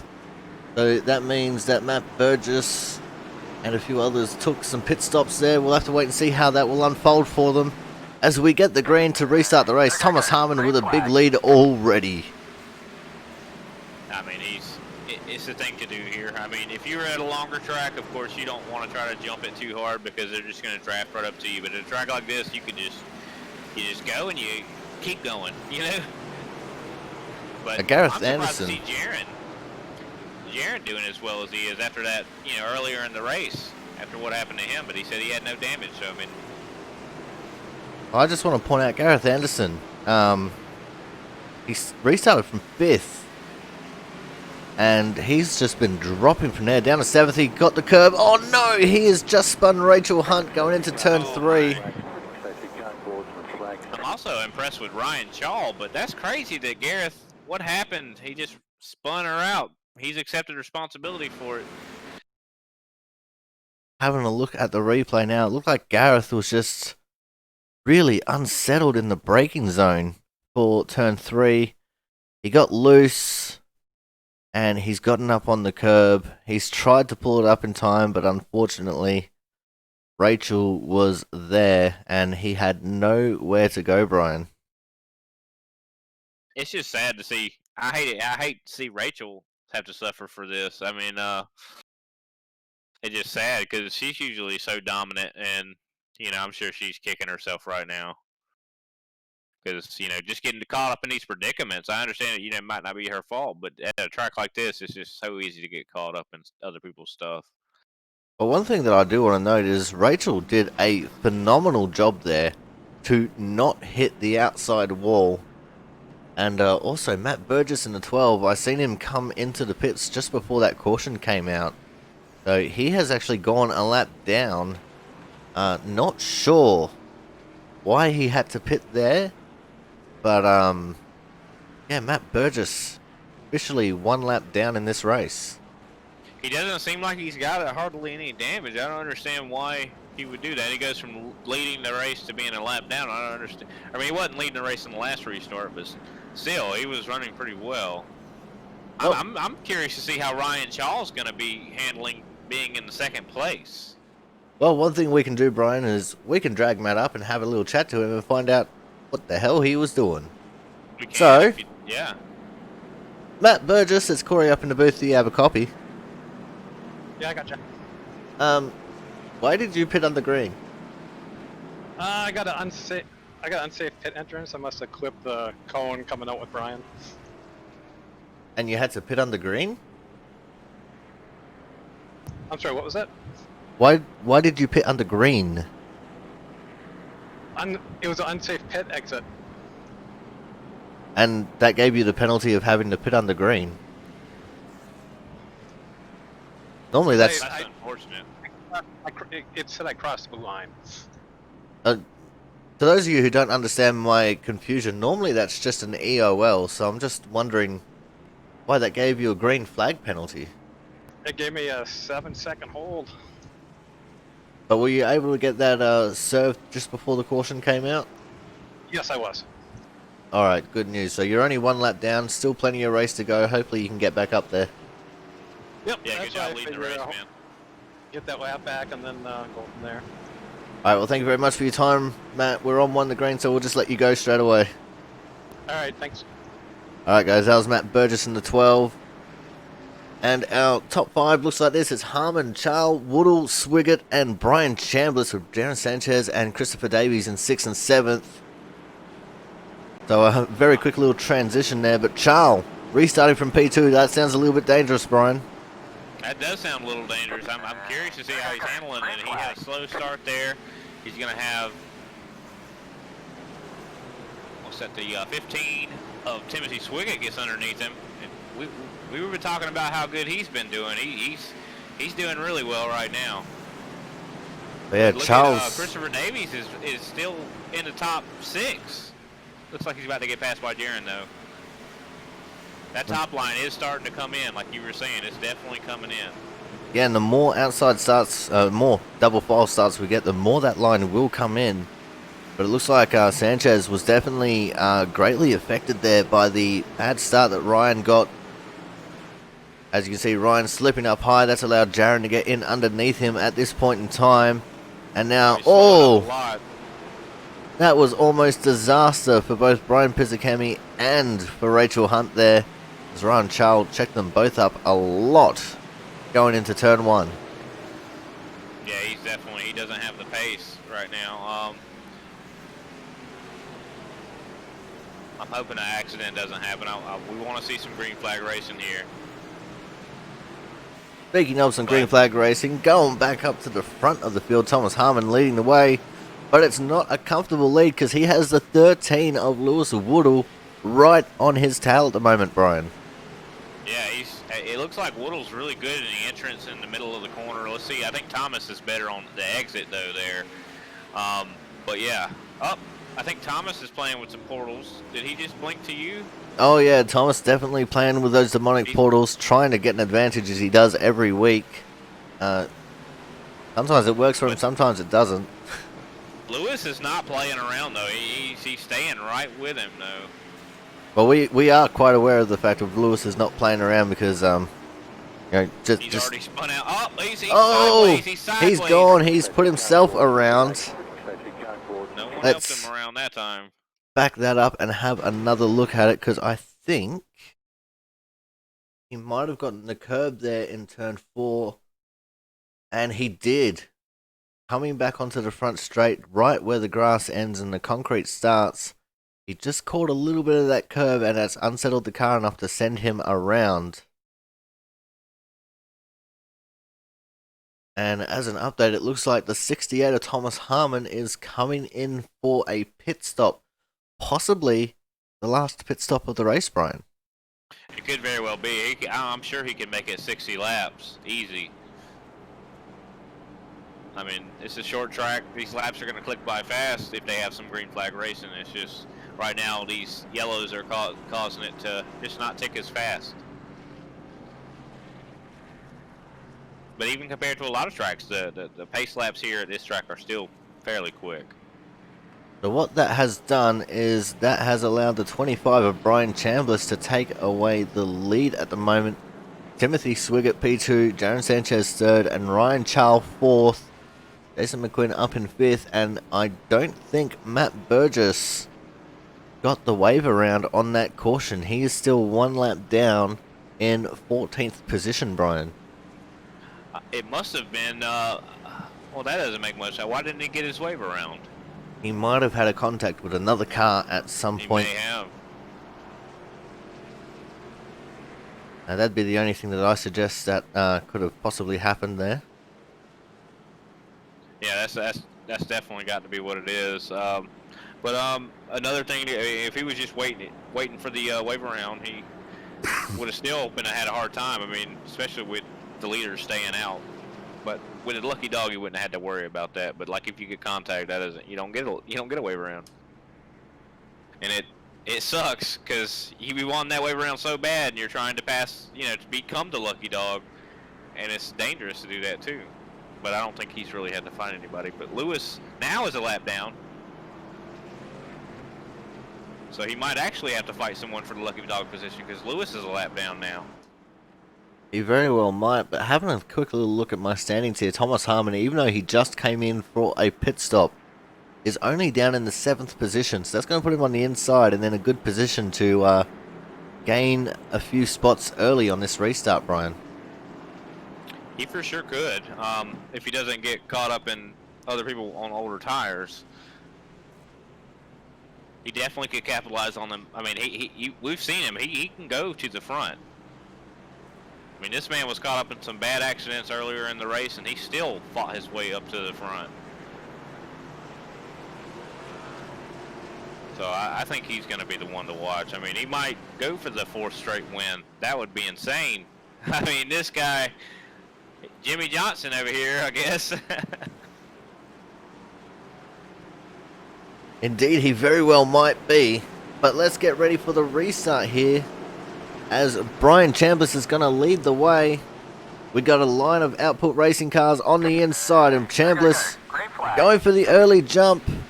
But Swiggett with a pretty good restart himself, holding on the outside line to P2 at the moment, but goes very high, higher than we've seen anyone being able to hold it before. And here comes Sanchez and Thomas Harmon up on his inside now. Thomas Harmon, where is he? We have not seen him return yet. This is very bad for Thomas Harmon, actually. I think he's going to lose a lap because of this. Oh, there he is. He's back. That was a very scary situation there for Thomas Harmon. He's actually dropped back to 5th now behind Rachel Hunt, who is in the middle of a great recovery there, sitting in 4th position now. got news that Thomas Harmon's got a black flag for cutting the course because of his blinking, and they cleared it though for him though. Yeah, that's incredible. I never heard of someone getting the black flag for cutting the course while blinking. Yeah, that's just what he just said. Can I get a black flag clear? But that's Well, crazy. He didn't go a lap down, and he's still in 5th. I mean, I think he might be able to. He might still be able to come back. I Rachel do Hunt, believe though, he in will be 4th. able to. She's fought her way back after being a lot of bad luck tonight. And Yeah, Timothy right. Swiggett, he's looking really good too. Rachel now trying to challenge Swiggett for the 3rd position. She has been having one hell of a fight back after getting caught up in a few of those incidents earlier. Up into the top 3 now, Rachel.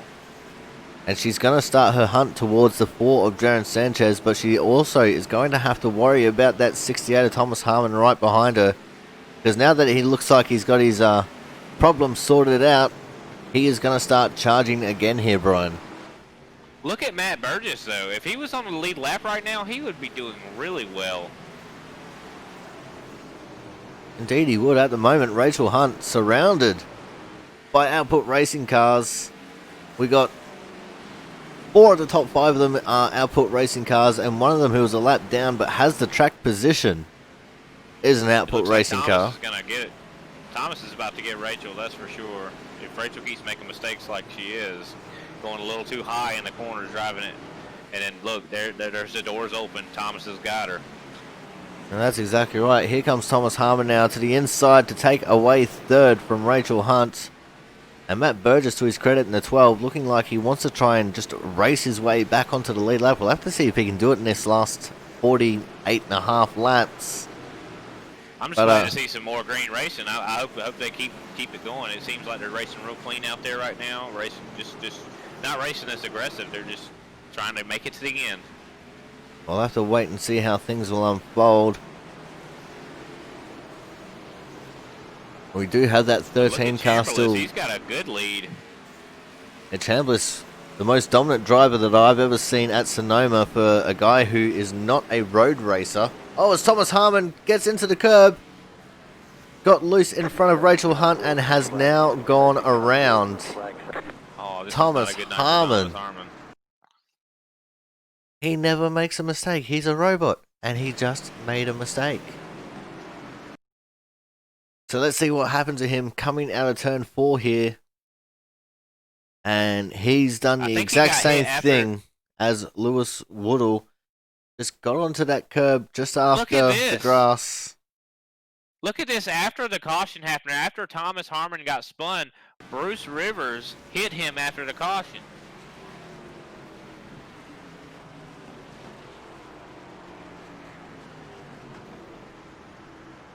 I have no idea what that was about. It was a low-speed crash, but I mean, you think he would have held his brake there? What was going on there? I wonder. I do not know. That is definitely a very strange one to me. I wonder if we should count Thomas Harmon out. I don't think we should, because. But he definitely has. He's pitting right now. He might go a lap down here. But we'll wait and see, because there is a lot of people in that pit lane right now. The 12 of Matt Burgess did indeed get the wave around. And it looks like count him out. the 13 of Lewis Woodall is in line for a wave around if he doesn't pit. But the 34 car of Russell Arnold also looking for a wave around.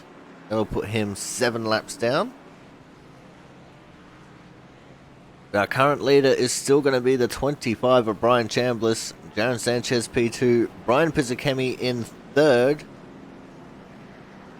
The 12 of Matt Burgess is listed as 4th, but he's in the pits, so that doesn't count. Timothy Swiggett is in 4th with Christopher Davis in 5th. Thomas Harmon down in 11th. We had 20 people starting this race, and now we only are down to 13 on the lead lap. So, I mean, Martinsville is eating up quite a bit of people here. It is definitely the monster among the tracks that likes to eat up cars for breakfast. And with under 50 laps to go, you know, it's put up or shut up time, honestly. It's time for everyone to, you know, get all the craziness out and start driving hard and go for the win, Brian. Oh, I'd say so for sure. I definitely agree to that.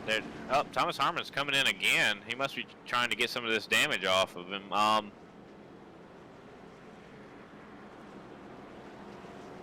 And hopefully he doesn't go a lap down himself. But this has been one heck of a race here. Like these guys have been driving their guts out, trying to get as many positions as they can.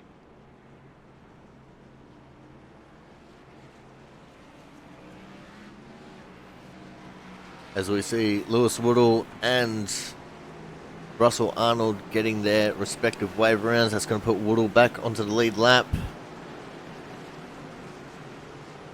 Now Bruce Rivers is a lap down. I don't know if you saw that. I think he got caught on pit road by the pace car.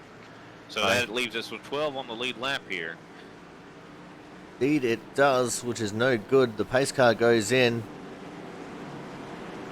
The field is in the hands of the 25 of Chambliss as they come out of turn 4. Chambliss goes now. Go. Green flag. I think one thing that would be really interesting is if iRacing factored into like brake failures, because Martinsville's known for that kind of thing. Indeed it is, as Darren Sanchez was looking like he was trying to hold on to that second position around the outside of the 87 of Brian Pizzicami, but unable to do so. And it looks like our top 5 of all single file out. The battles are happening from 6th on back, but even then, started to string out. Take a look at this 21. This 21 has been caught up in so much stuff tonight, and he is in 4th position right now. Yeah, that's exactly right. He has been the butt of most people's brake fades, and he literally is has right up hit there. so many times. He is right up Either there and he's still in got hit or contention. he's been doing the hitting. Oh, he's getting a little loose there. I don't know. We have to watch him. But we are keeping an eye on him at the moment. But one thing that I do like about Martinsville is when you get the right camera angle, you can see the brakes glowing as they're going into the corners. And, you know, you can see them glowing at different rates as well. It definitely goes to show how hard these guys are using up those brake pedals. Oh, yeah. And what really was beautiful was, I don't know if you saw the Martinsville race they had recently. It was like the first night race they ever did at Martinsville. And you could see it more prominent than you'd ever seen it before. It was just like glowing red hot. Oh, there's a wreck. And it is for the 13 of Lewis Woodall again. Let's have a look at what happened here for Lewis. Coming out of turn 2, there's no curb that he hit this time. Did he just get into the berries? Bringing it back to the garage. The 13 is going to be bringing it to the garage. Yeah, it looks like he just got into the berries a little bit too hard coming out of turn 2. Oh, monster hit with the inside wall. No wonder why he's taking it back to the garage. Bruce Rivers, very lucky not to get hit. I don't think he really caught anybody up in that, though. That was a good thing about it. That was, but as I said, just about getting into Bruce Rivers there. So very lucky indeed not to make contact there. And Bruce Rivers might get the lucky dog because of this. Did he have any contact there? He might have. Yeah, I think he is getting the lucky dog. He is the lucky dog. He is indeed the lucky dog, going around the field now. And that is going to bring Bruce Rivers back onto the lead lap. But your top 5 at the moment. Fast. He could be able to get up there and do something. We'll see.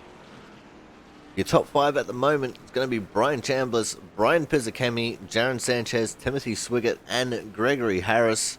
Brian Charles on the 48 sitting in P6 with Matt Burgess in 7th. Matt has been making a comeback late in the race at the moment, Brian. Oh, yeah, that's for sure. I mean, he led the race earlier, and he was strong. He was really strong. And the thing is I've noticed is, like, we're looking at the stock market here right now with all these fluctuations in the positions here, because literally you could not.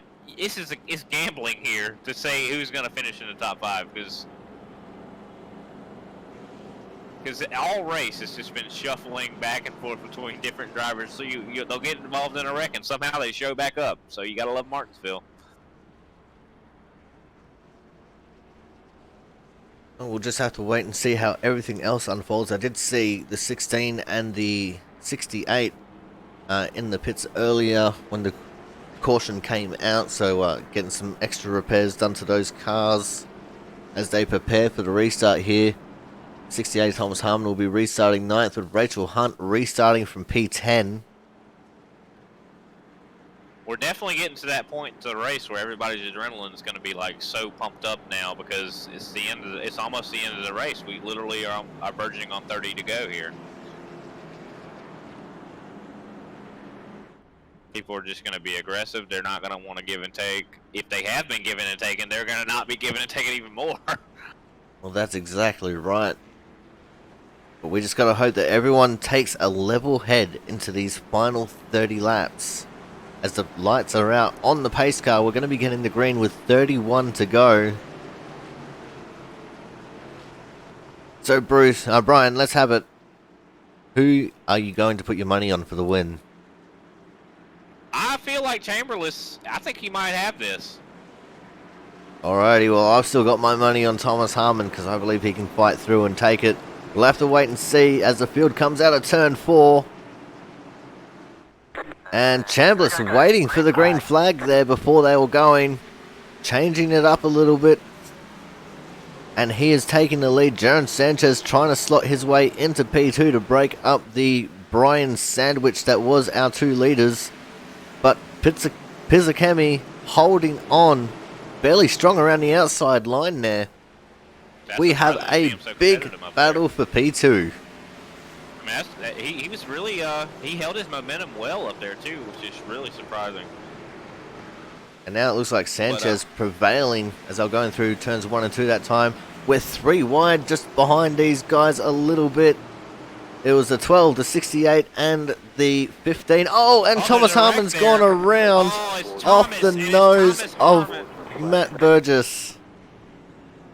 Thomas Harmon was definitely involved in that. They were 3 wide going through turns 3 and 4 was Thomas Harmon, Matt Burgess, and the 15 car of Timothy Swiggett there. And Matt Burgess got loose coming out of turn 4, and that turned him down into the 68 of Thomas Harmon. Thomas, nowhere to go. Goes around. Looks like Swiggett lucky to avoid. Ryan Charles gets into the left rear a little, right rear a little bit of Thomas. Again, Bruce Rivers. Oh, left front to left front contact with Thomas Harmon there as well. Oh, that's a lot more damage on that 68 car. Yeah, I don't know. I don't know if he's going to be able to come. I don't know. I hate to count him out, but it's just, oh, that's just bad luck for him. You hate to see that. You really do. Somebody who's so dominant, you want to cheer for him. I mean, he's such a good driver. It's just like, I mean, Kyle Busch, I mean, a lot of people love to hate, you know, they love to hate on him, but when you watch him drive, it's like, wow. Like, Alright guys, we're going to take the advantage here and go for another quick little commercial break. And when we come back, as long as we don't get too many caution flags, we'll be going to the checkered flag, so make sure you guys stay tuned.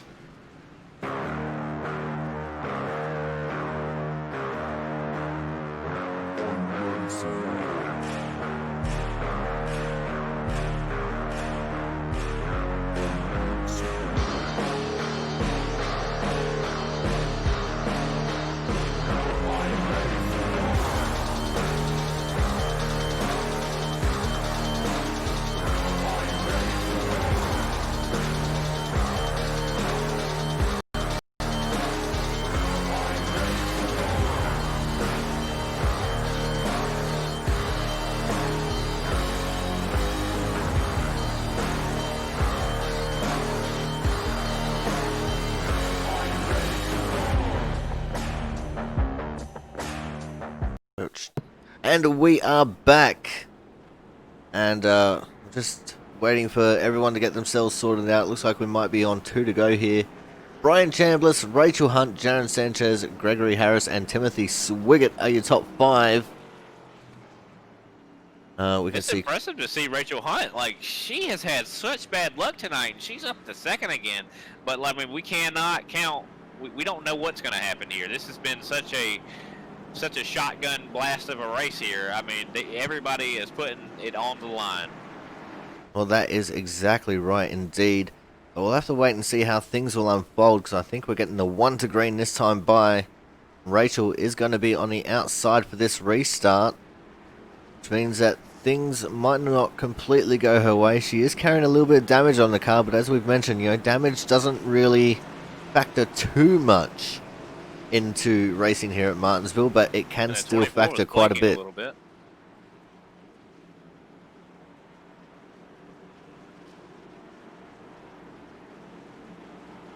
Here we go, back racing. Pace car goes in, the field comes through turns 3 and 4. Gonna have 23 laps to go when they get the green flag, and Brian Chambliss goes very early. Darren Sanchez also taking advantage up on the inside of Rachel Hunt. Rachel looks like she is actually quite a fair bit down on power, and it is not working out to her advantage, Brian. As long as she can keep that 24 behind her. I mean, the 24 seems like she's shoving it in there. We'll see what happens here. But she does seem like she's not as strong as she was. But as long as she's able to finish in the top 3, it'll be a good point day for her. Indeed it would, especially with the 12 of Matt Burgess buried down in 11th at the moment.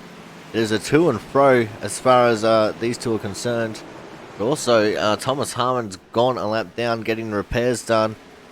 As I just saw someone in the background getting very sideways. I think that was the 87 of Brian Pizzakemi down in 11th now.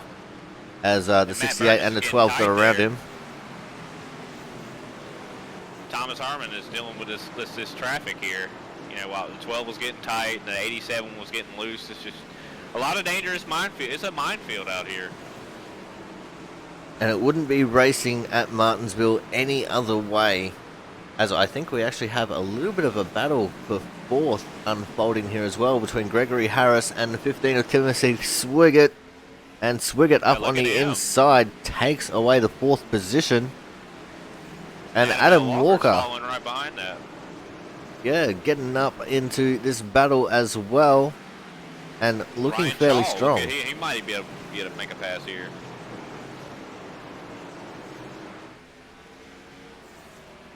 Swiggett is trying to close in on Rachel Hunt. This will be the battle for 3rd when he gets to a bumper. He's definitely faster. You can clearly see he's faster than her. Oh, I just heard the 24 in the background smash into the wall. I think there was some contact between Ryan Shaw and the 24 of Gregory Harris. Well, that is not good at all. But we're going to keep eyes on the battle for the lead at the moment, actually. And yes, we do indeed have a battle for the lead. It's the 4 of Jaron Sanchez trying to look for a way around the 25 of Brian Chambliss at the moment, Brian. Yeah, he's fighting. I mean, I think the yellow's out, so that's going to change things again. But Chambliss... Oh, no. He was holding his line, but if he makes a mistake, Jaron will be able to capitalize, that's for sure. Brian, you wouldn't believe it. Chambliss is... It's the 21 of Christopher Davis again. Oh my goodness. I'll have to go back and look at that. What happened there? We're just backing it up so we can have a look. It looks like he was back there with the 12 and the 87 and the 48.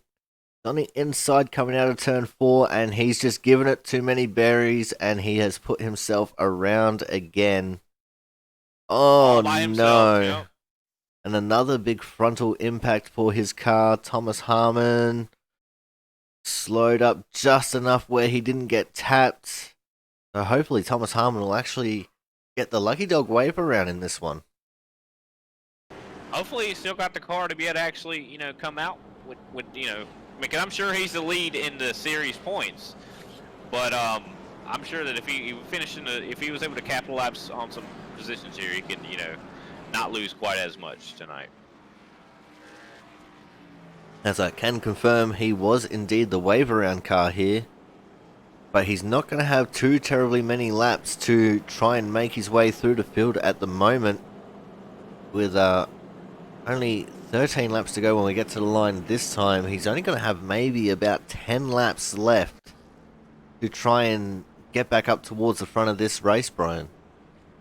I think that's a tall order. That's a tall order to try to be able to get your way from Thomas Harmon's in 12th to try to get from 12th up to the front. That's a tall order.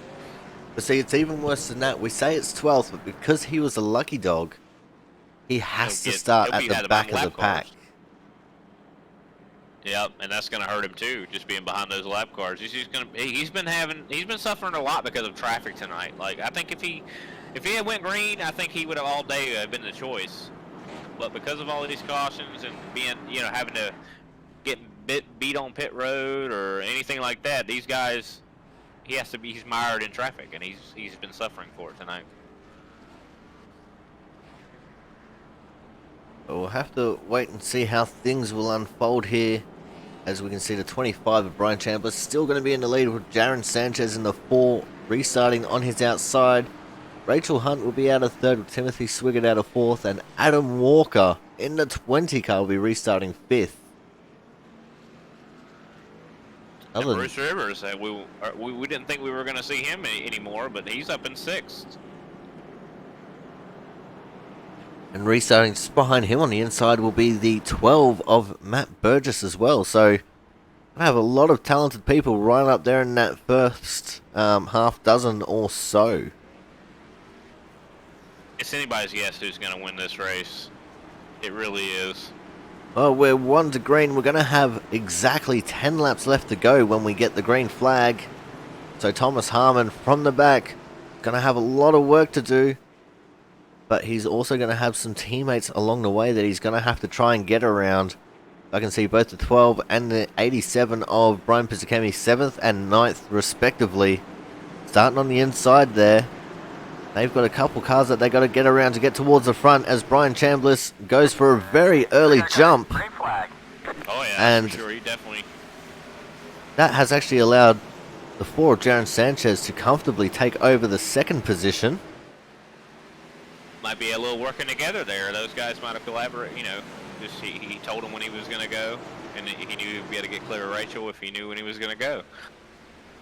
Oh, we'll have to wait. One thing about it is, as we get closer to the end, these guys, the team stuff's going to go out the window, because they're not just going to let you go by, even if you're a teammate. They want those positions too.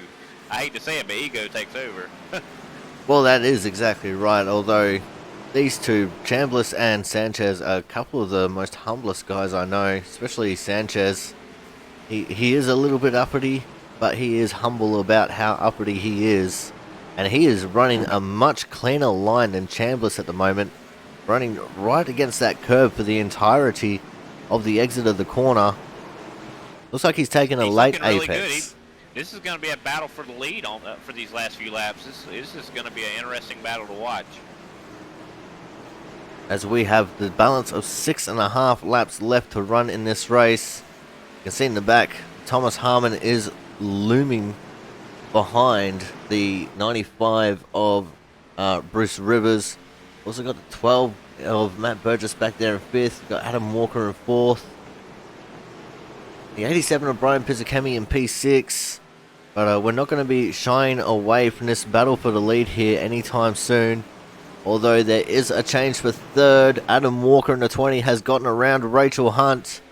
And here comes Matt Burgess to follow suit as well. 5 laps left to run in this race, Bruce. Jaron's definitely still on Brian's back door. I mean, I think every single time he comes through the corner, he's got better entry, but I think Chambliss is just better on exit. I will definitely have to wait and see how this will unfold for these guys. Rachel slipped back to the 5th position now, with the 12 of Matt Burgess getting underneath her. Here comes the 87 and the 68 as well of Pizzicami and Harmon respectively. Pizzicami's going to take over 5th, and Thomas Harmon trying to take over P6. Thomas with one hell of a fight back. It's shocking his car is working as good as it is, considering how much damage you think he would have. His car doesn't even look really that bad, but you would expect it to be like just tore up with the amount of wrecks he's gotten into.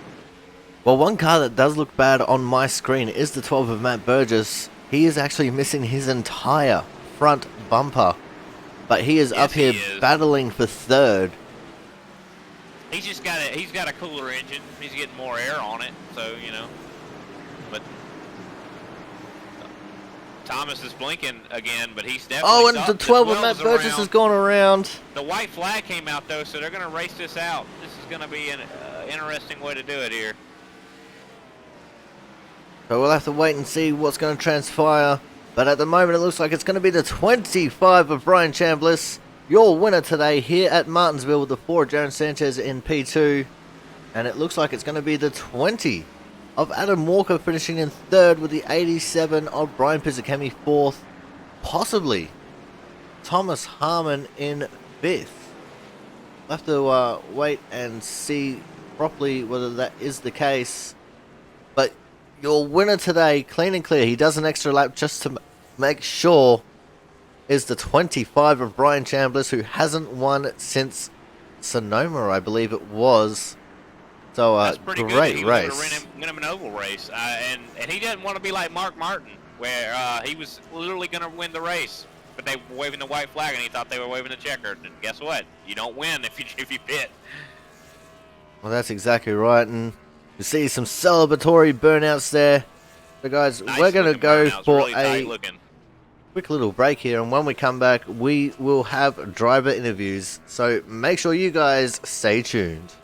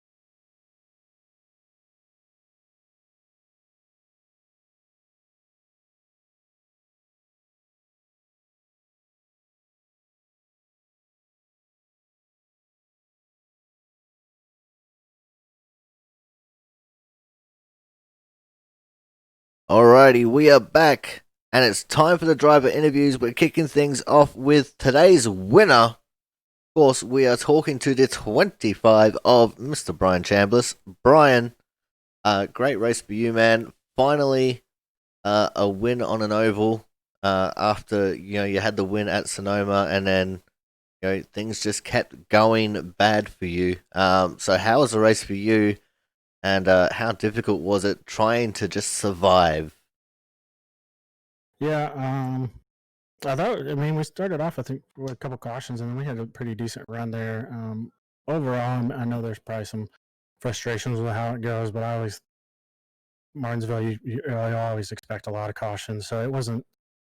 I mean, I was kind of expecting it, so the expectations were, I mean, right there. So I don't think it was an overall terrible race. Granted, I came out top, but I mean, there are obviously some incidents, but mostly it was just hoping you didn't get caught up in anything. And luckily, I think I was probably the only one that didn't have any incident in that race.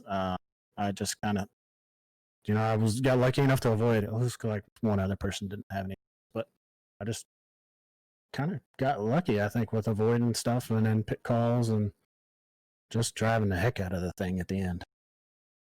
Well, it was definitely quite the spirited battle that yourself and Jaron were having at the end of the race there. Were you a little bit worried before that final caution came out that he was going to get to you and get around you?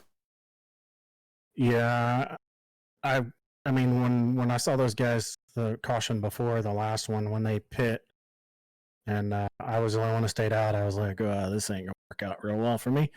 At that point, I was just kind of hoping that there would be more cautions, and they only got one, but it was enough, and I was just driving the heck out of that thing to keep it up front. I knew those guys were on fresher tires, and it's not like earlier in the race I was blowing them away. So that was definitely a concern, and of course, Jaron definitely kept it clean there, but I was wheeling the heck out of that thing to keep it up front. All right, man. I forgot what my train of thought was for what I was going to say there. Well, that's always good. Sweet. We'll be anyone, right back. anyone that you want to give a quick shout out to before we let you go here? Yeah. Overall, I guess I'm just happy to get a win. Finally, I'm glad to be talking to you where I didn't get wrecked. So that's that's always a good thing where I get to talk to you and I haven't been wrecked out of a race or something like that. Shout outs to definitely like to thank the league, Aaron and Ryan and Gareth. Those guys are working hard to make this league better each week. And this race aside, it definitely improving. So that's good to see. And then thank you for the broadcast. Got to give a shout out to Hondo for you. I know you're a big fan of his. And then Billy back home at the race shop. Say hey to David and guys at Output and Outsiders Racing League. And last but not least, my family for letting me do this stuff and letting me get away with it. I do remember where the train of thought was going before. We're going to Daytona next week. What's the feeling going from the shortest track on the schedule to the second biggest oval? Kind of about the same thing as here, right? So, I mean, you got to survive. But Daytona's known for, there's not always a whole lot of crashes, but when there are crashes, they're big and they involve a lot of folks. Kind of the same thing that's here, right? Is to make sure you're able to keep the car clean and hopefully you can be there at the end and avoid the big ones or one or however many there are. Hopefully we don't have too many. I'm normally pretty good at drafting and helping push people, so hopefully we're there at the end and not involved in anything. All right, well, thank you very much for your time, Brian. Congratulations again on the win. Look forward to seeing you again next week. Appreciate it. I'll be there. All right, coming up next, the guy that was battling him to the line. We are, of course, talking to the Output Racing owner, the number 4 of Mr. Jaron Sanchez. Jaron, great result from you, finishing in the top 3 after what seems like an age and a half since I've talked to you in a top 3 perspective. How was the race for you and trying to survive? Hey, I got a second place last week too. You forget, but you know, it's just good to finish the race. I was surprised I was there at the end. I think I went from the back to the front like 4 different times, and I thought we had the right pit strategy there at the end. We pitted with 25 to go. Chambliss stayed out, and you know, if it would have went green to the end from there, I think I would have had him. But that second caution came out, and I think his talent was just better than my tires because I just couldn't get it done. He's really good, so I'm real happy with the second place. That's awesome. And there seemed to be a lot of really close battling between all the output guys up towards the front there. So what was it like for you mixing it up and trying not to crash into, Thomas Harmon and Matt Burgess? I don't know. I try not to wreck anybody. I mean, there was a couple times I missed the corner and almost took out Pizzicami. I brought out a caution kind of early. I felt real dumb about that. I don't like that. I don't like bringing out cautions. It doesn't feel good. But then I think a couple of guys got hurt from it. But it is what it is. But yeah, I always try to race everybody clean. I try to kind of be conservative, and I probably could have tried to send it in on Chambliss and give him a bump at the end, but I don't know. I just don't like racing like that. I just try to pass people clean and do what I can to win the race fair and square. And I don't know. I was joking with him at the end there. I was telling him I was going to move him in the last lap. I couldn't even get to him anyway. Now let's go back to when you did bring out the caution. Now, obviously, you had to restart from the back of the field, but it was one hell of a fight back to get towards the front again.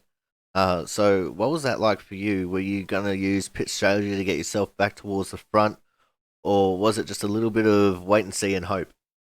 When I brought out the yellow, I think that was the first time I got sent to the back, and I was just trying my hardest to get back up, and that was a dumb mistake on my part. But from then on out, it was just kind of trying to be there at the end. It's, everybody's on different pit cycles, different tires, and it's just who's there pitted at the right time towards the end of the race, pretty much with the way the yellows were. But luckily, I was there at the end, so a little bit of a gamble, I guess, throughout the race. All right, man. Now, next week going to Daytona. What's the feeling like for you? I can't wait. I'm just gonna be chilling. I kind of like Daytona. It'd be a nice break from this. I mean, this track, you're braking, you're off throttle, you're turning, and it requires your full attention. I mean, it's going to require my full attention there too, but at least I don't gotta. It's going to be a little bit easier to, just get in line and make some moves without having to. It's not as busy. I'm not doing as much with the wheel, so looking forward to that. All right, man. Well, before we let you go, anyone you want to give a quick shout out to?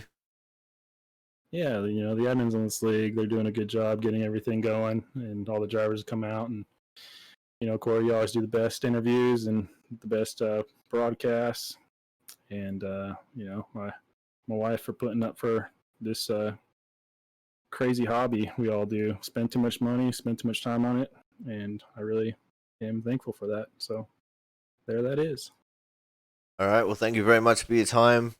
Don't worry, I'll forget that you got a top 3 again next week, because 1 week is a very long time, and we look forward to seeing you again at Daytona. All right. Thanks. All right, guys. So that was today's second place getter, the 4 of Jaron Sanchez.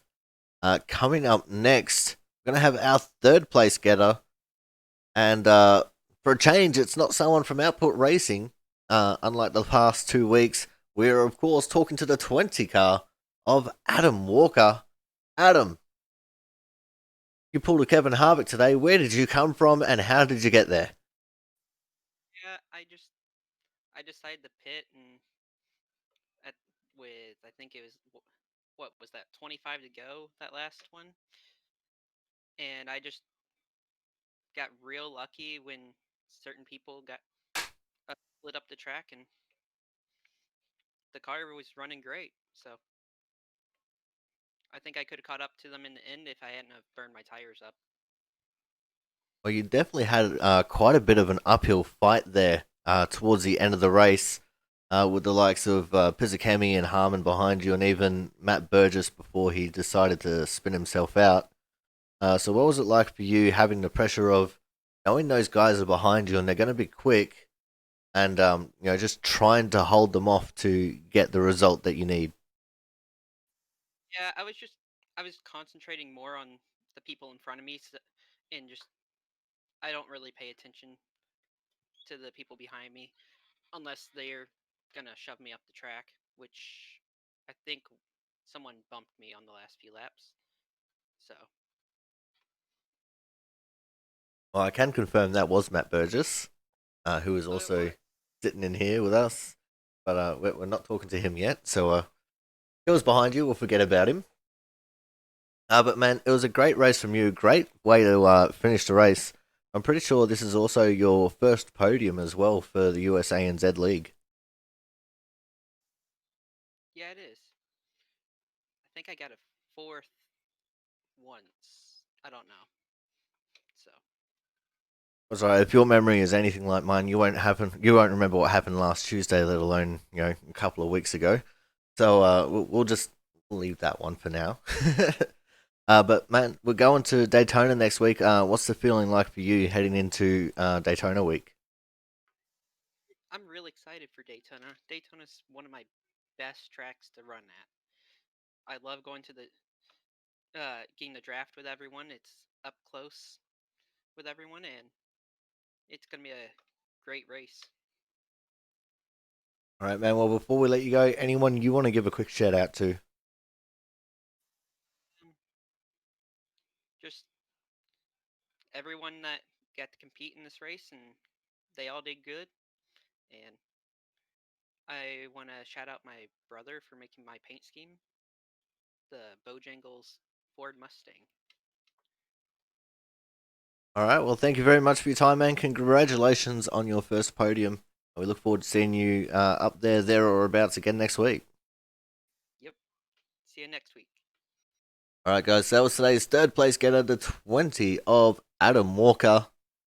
Coming up next, like we're going to have our fourth place getter, and that is, of course, going to be the 68 car of Thomas Harmon. Fifth place getter, sorry, not fourth. But Thomas, up and down race for you, man. You caught in a little bit. You got through it, got back ahead, went a lap down, and battled your way back up.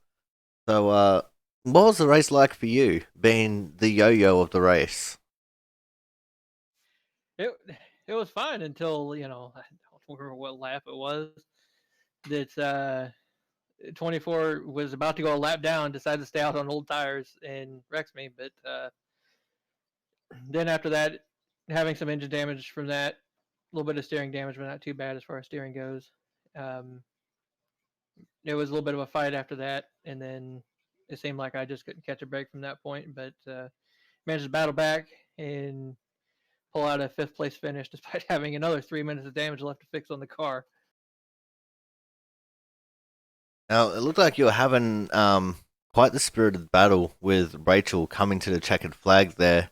So what was it like for you after that final restart, just trying to make something of it after getting your lap back?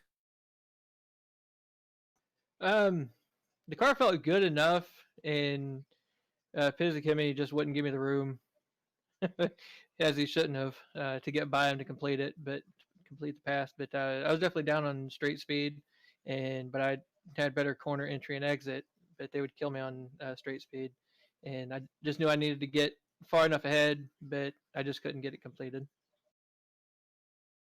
All right, man. Well, looking forward to next week. Going to Daytona. What's the feeling like for you?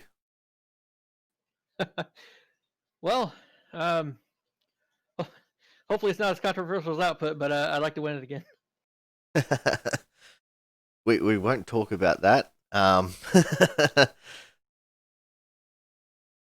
But anyone you want to give a quick shout out to before we let you go here today, man?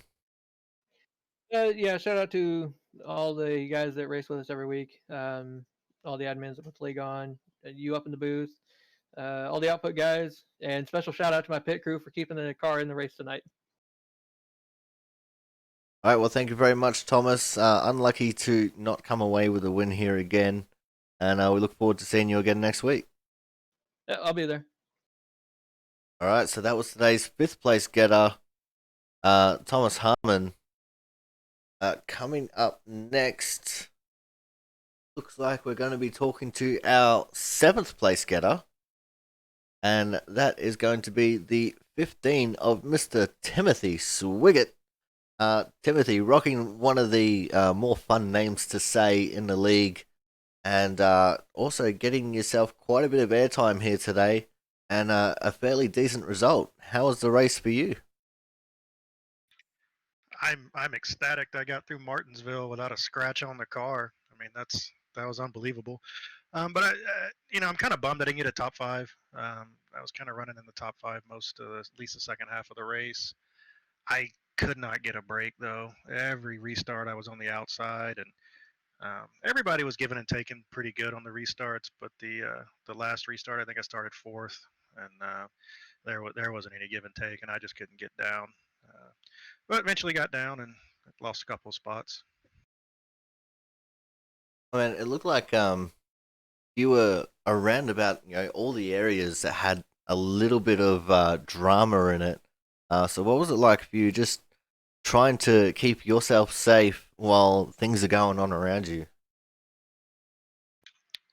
Beer helped. I think I got like 3 beers down now. Oh, beer is definitely something that would help in that situation for sure. But man, looking forward to next week. We're going to Daytona. What's the feeling like for you? I mean, it's a crapshoot. You never know. I mean, pretty much, you go to Daytona and it's going to be 100% equal for everybody. It's just going to be a matter of who's going to risk taking, the moves and who's going to go where. And it's a crapshoot at Daytona. Hopefully, you get through it and you don't get caught up in any big wrecks or anything. All right, man. Well, before we let you go, anyone that you want to give a quick shout out to? Yeah, man. Rachel, her car was junk at the end of the race, and I shout out to her for finishing sixth right there. I was behind her quite a bit the last 50, 60 laps, and she just could not get out of the turns, and but she still was able to pull off a sixth place finish with what was left of her car. And then and also to Adam with that Bojangles, man, I sitting there watching that all day long going around the track makes me want a chicken biscuit. It's definitely one of the better looking cars out there, I will have to say. And yeah, I also want to extend my props to Rachel there for putting up one hell of a fight, because that car looked like it had been to World War II and back and was still holding up pretty strong. But anyway, Timothy, thank you for coming out, man, and we look forward to seeing what you can do next week. Absolutely, Corey. Thank you. All right, coming up next, we've got the guy who probably should have finished in third, but ended up putting himself around and finishing all the way down in 10th. Still a decent little amount of points. It's not going to help him in the overall championship too much, though, but it helps to limitate the damage. We are, of course, talking to the 12 of Mr. Matt Burgess. Matt, hi. Yeah, hi. Oh, and then I did go back and look. Apparently, I passed in her yell when I went to do that pit stop that I clipped the cone coming out on. So that's why I got the hold versus end the line. See, that makes more sense to me than you exiting unsafely, and that makes so much more sense. But anyway, man, what happened to you at the end of the penultimate lap? Well, Adam was, I guess, he was slower through the middle of the corners. I had traffic behind me, so I didn't send it in into turn 3 and 4. I just let it roll and it bumped him, which is going to happen. He parked a little bit right in the middle, so it wasn't a hard hit. And then Thomas got on my inside a little bit, and I thought I might get Adam on the run down to 1, so I got a little too much on the gas and it just turned it. Now, your car as well looked fairly junk towards the end there. We noticed that you're missing your front bumper completely. So what was the entire race like for you? trying to, even just race with a car that was that damaged? I don't think it got that damage until I got in the Thomas, I believe. So for most of the race, it was fine. Then just holding Thomas behind me when I was in the lead there for a bunch of laps. You know, when he did finally, get a run on me when I made a little mistake, the yell would come out and keep him behind me. But for the most part, it was fine. At the end there, I mean, even as bad as it looked, it was still pretty fast. Think I think I could have got past Adam. It's hard to say. With Thomas on the inside and me shooting down there, um, it might have all gone wrong into turn one. So it might be better off that I spun and everyone got through there safely. All right, man. Well, looking forward to next week. We're going to Daytona. What is the feeling like for you? I mean, I hate plate tracks. I mean, I don't mind running them, but to me they're kind of boring. Because basically, I mean, you can kind of hang around in the back and wait till the last few laps and then charge towards the front. So, and then you never know, you know, who's gonna make a mistake and clip someone's nose, and if you get caught up in it. So for me, it's either it's hit or miss. If you finish in the top five, it's a good race. If you get caught up in a wreck or something, it's a bad race. But for the most part, I just overall find them boring until probably the last 20 laps. All right. Well, anyone you want to give a quick shout out to before we let you go here tonight, Matt? Shout out to the Output guys, especially Thomas for battling back for a top five, even with me turning him. But that's probably the only way we're gonna probably keep him out of the winner's circle there. I mean, Brian Chambliss might have had something at the end there for him, but I don't know. He was pretty fast tonight until he got wrecked. For you and for the broadcast, and then the league admins and stuff. There's a lot of cautions in this race, but it's Martinsville and it's easy to make mistakes here. So I mean overall, I mean I still enjoyed the race even with all the problems and stuff I had. It's still fun racing and racing tight. All right. Well, thank you very much for your time, Matt. Unfortunately, not the race you're probably looking for, but we look forward to seeing what you can do next week. All right, thank you. All right. So that was Matt Burgess, the 12. He finished in P10. And as I said, not really a great result for his overall championship, but at least he limited the damage by still getting the top 10. But coming up next, as always, when we end things with one of the league owners. We are, of course, going to be talking with the 48 car of Ryan Charles. Ryan, you finished on the lead lap for once, mate. I know, right? I can't believe it. I am actually in complete shock. Yeah, I mean, me too. I usually get like half the laps done, but tonight I decided to do all of them. I don't know, it was a weird night, I guess. No, but seriously, the setup this week I thought was pretty good. The cars were easy enough to drive, but you still had to wheel it around there when the tires were supposed to be getting old. They didn't wear near as much as or at all in a lot of cases as I thought they would from our practice sessions, but that could be the weather too. I don't see how we didn't really have any tire wear at all. It doesn't make a ton of sense, but interesting to go back and look at the telemetry on this one, see what we could do different to make it a little bit more competitive in terms of the car, give it up a little bit more. All right, now let's focus on your actual driving. It looked like pit strategy was putting you up towards the front on the restarts, but very quickly you would drop right off the pace.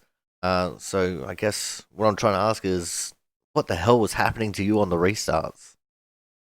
I'm not sure actually. I noticed that I was having some problems getting going. I had a little bit of wheel spin in second gear, so I tried starting in third, but it seemed like the guys around me were having no problem starting in second. So I was just getting kind of burned off the line, and at that point, you've got a couple laps on the cold tires here where you're really fast. And if you can make a few passes in the first 4 or 5 laps, you're able to then kind of hold on to your position and stave off the run on the outside. So that's one thing that we liked about the setup, and I thought was good, was that there was 2-lane racing in a sense, because if either person made a mistake, you could make a pass on the bottom or the top. So that's where I was kind of getting burned on. That was just the restarts in general for me were bad because of the wheel spin. All right, man. Well, we're going to Daytona next week. What is the feeling like for you going into the second longest oval on the schedule? I'm super pumped for next week. I've got a bunch of wins at Daytona and Talladega. I like the big tracks. I just wanted Indy the week before. In an open race we went to with our setup team, or with our team setup, I mean. And yeah, we're looking forward to it. We've got some fast cars for Daytona, and we're looking to show that these output guys, maybe we can overtake them for a couple weeks. Well, we'll have to wait and see how that will unfold for you. But before that, anyone you want to give a quick shout out to before we let you go here tonight? Yeah, Arid, for helping us out every week. Gareth for getting everything together each week for us, and making sure things run pretty smoothly here. I think it's been a good start. Thanks to all the guys. Special to the output guys for all the helpful feedback over the last couple weeks. In the background, they've been real helpful in giving us some tips on kind of how to smooth things out, and I think it's worked pretty well. And throwing some of our own ideas in there too. So thanks to them and everybody for coming out each week. We appreciate your participation, and looking forward to Daytona next week. Should be a lot of fun. Hell yeah, man. All right. Well, thank you very much for your time, and we look forward to seeing you again next week. Sounds good, bud. All right, guys. So that is going to wrap up the broadcast here today. I'd like to thank all of you for coming out and watching. And until next week, when we go to Daytona, stay safe out there. Good luck and have fun in all your racing. And we'll see you guys next week. So ciao for now.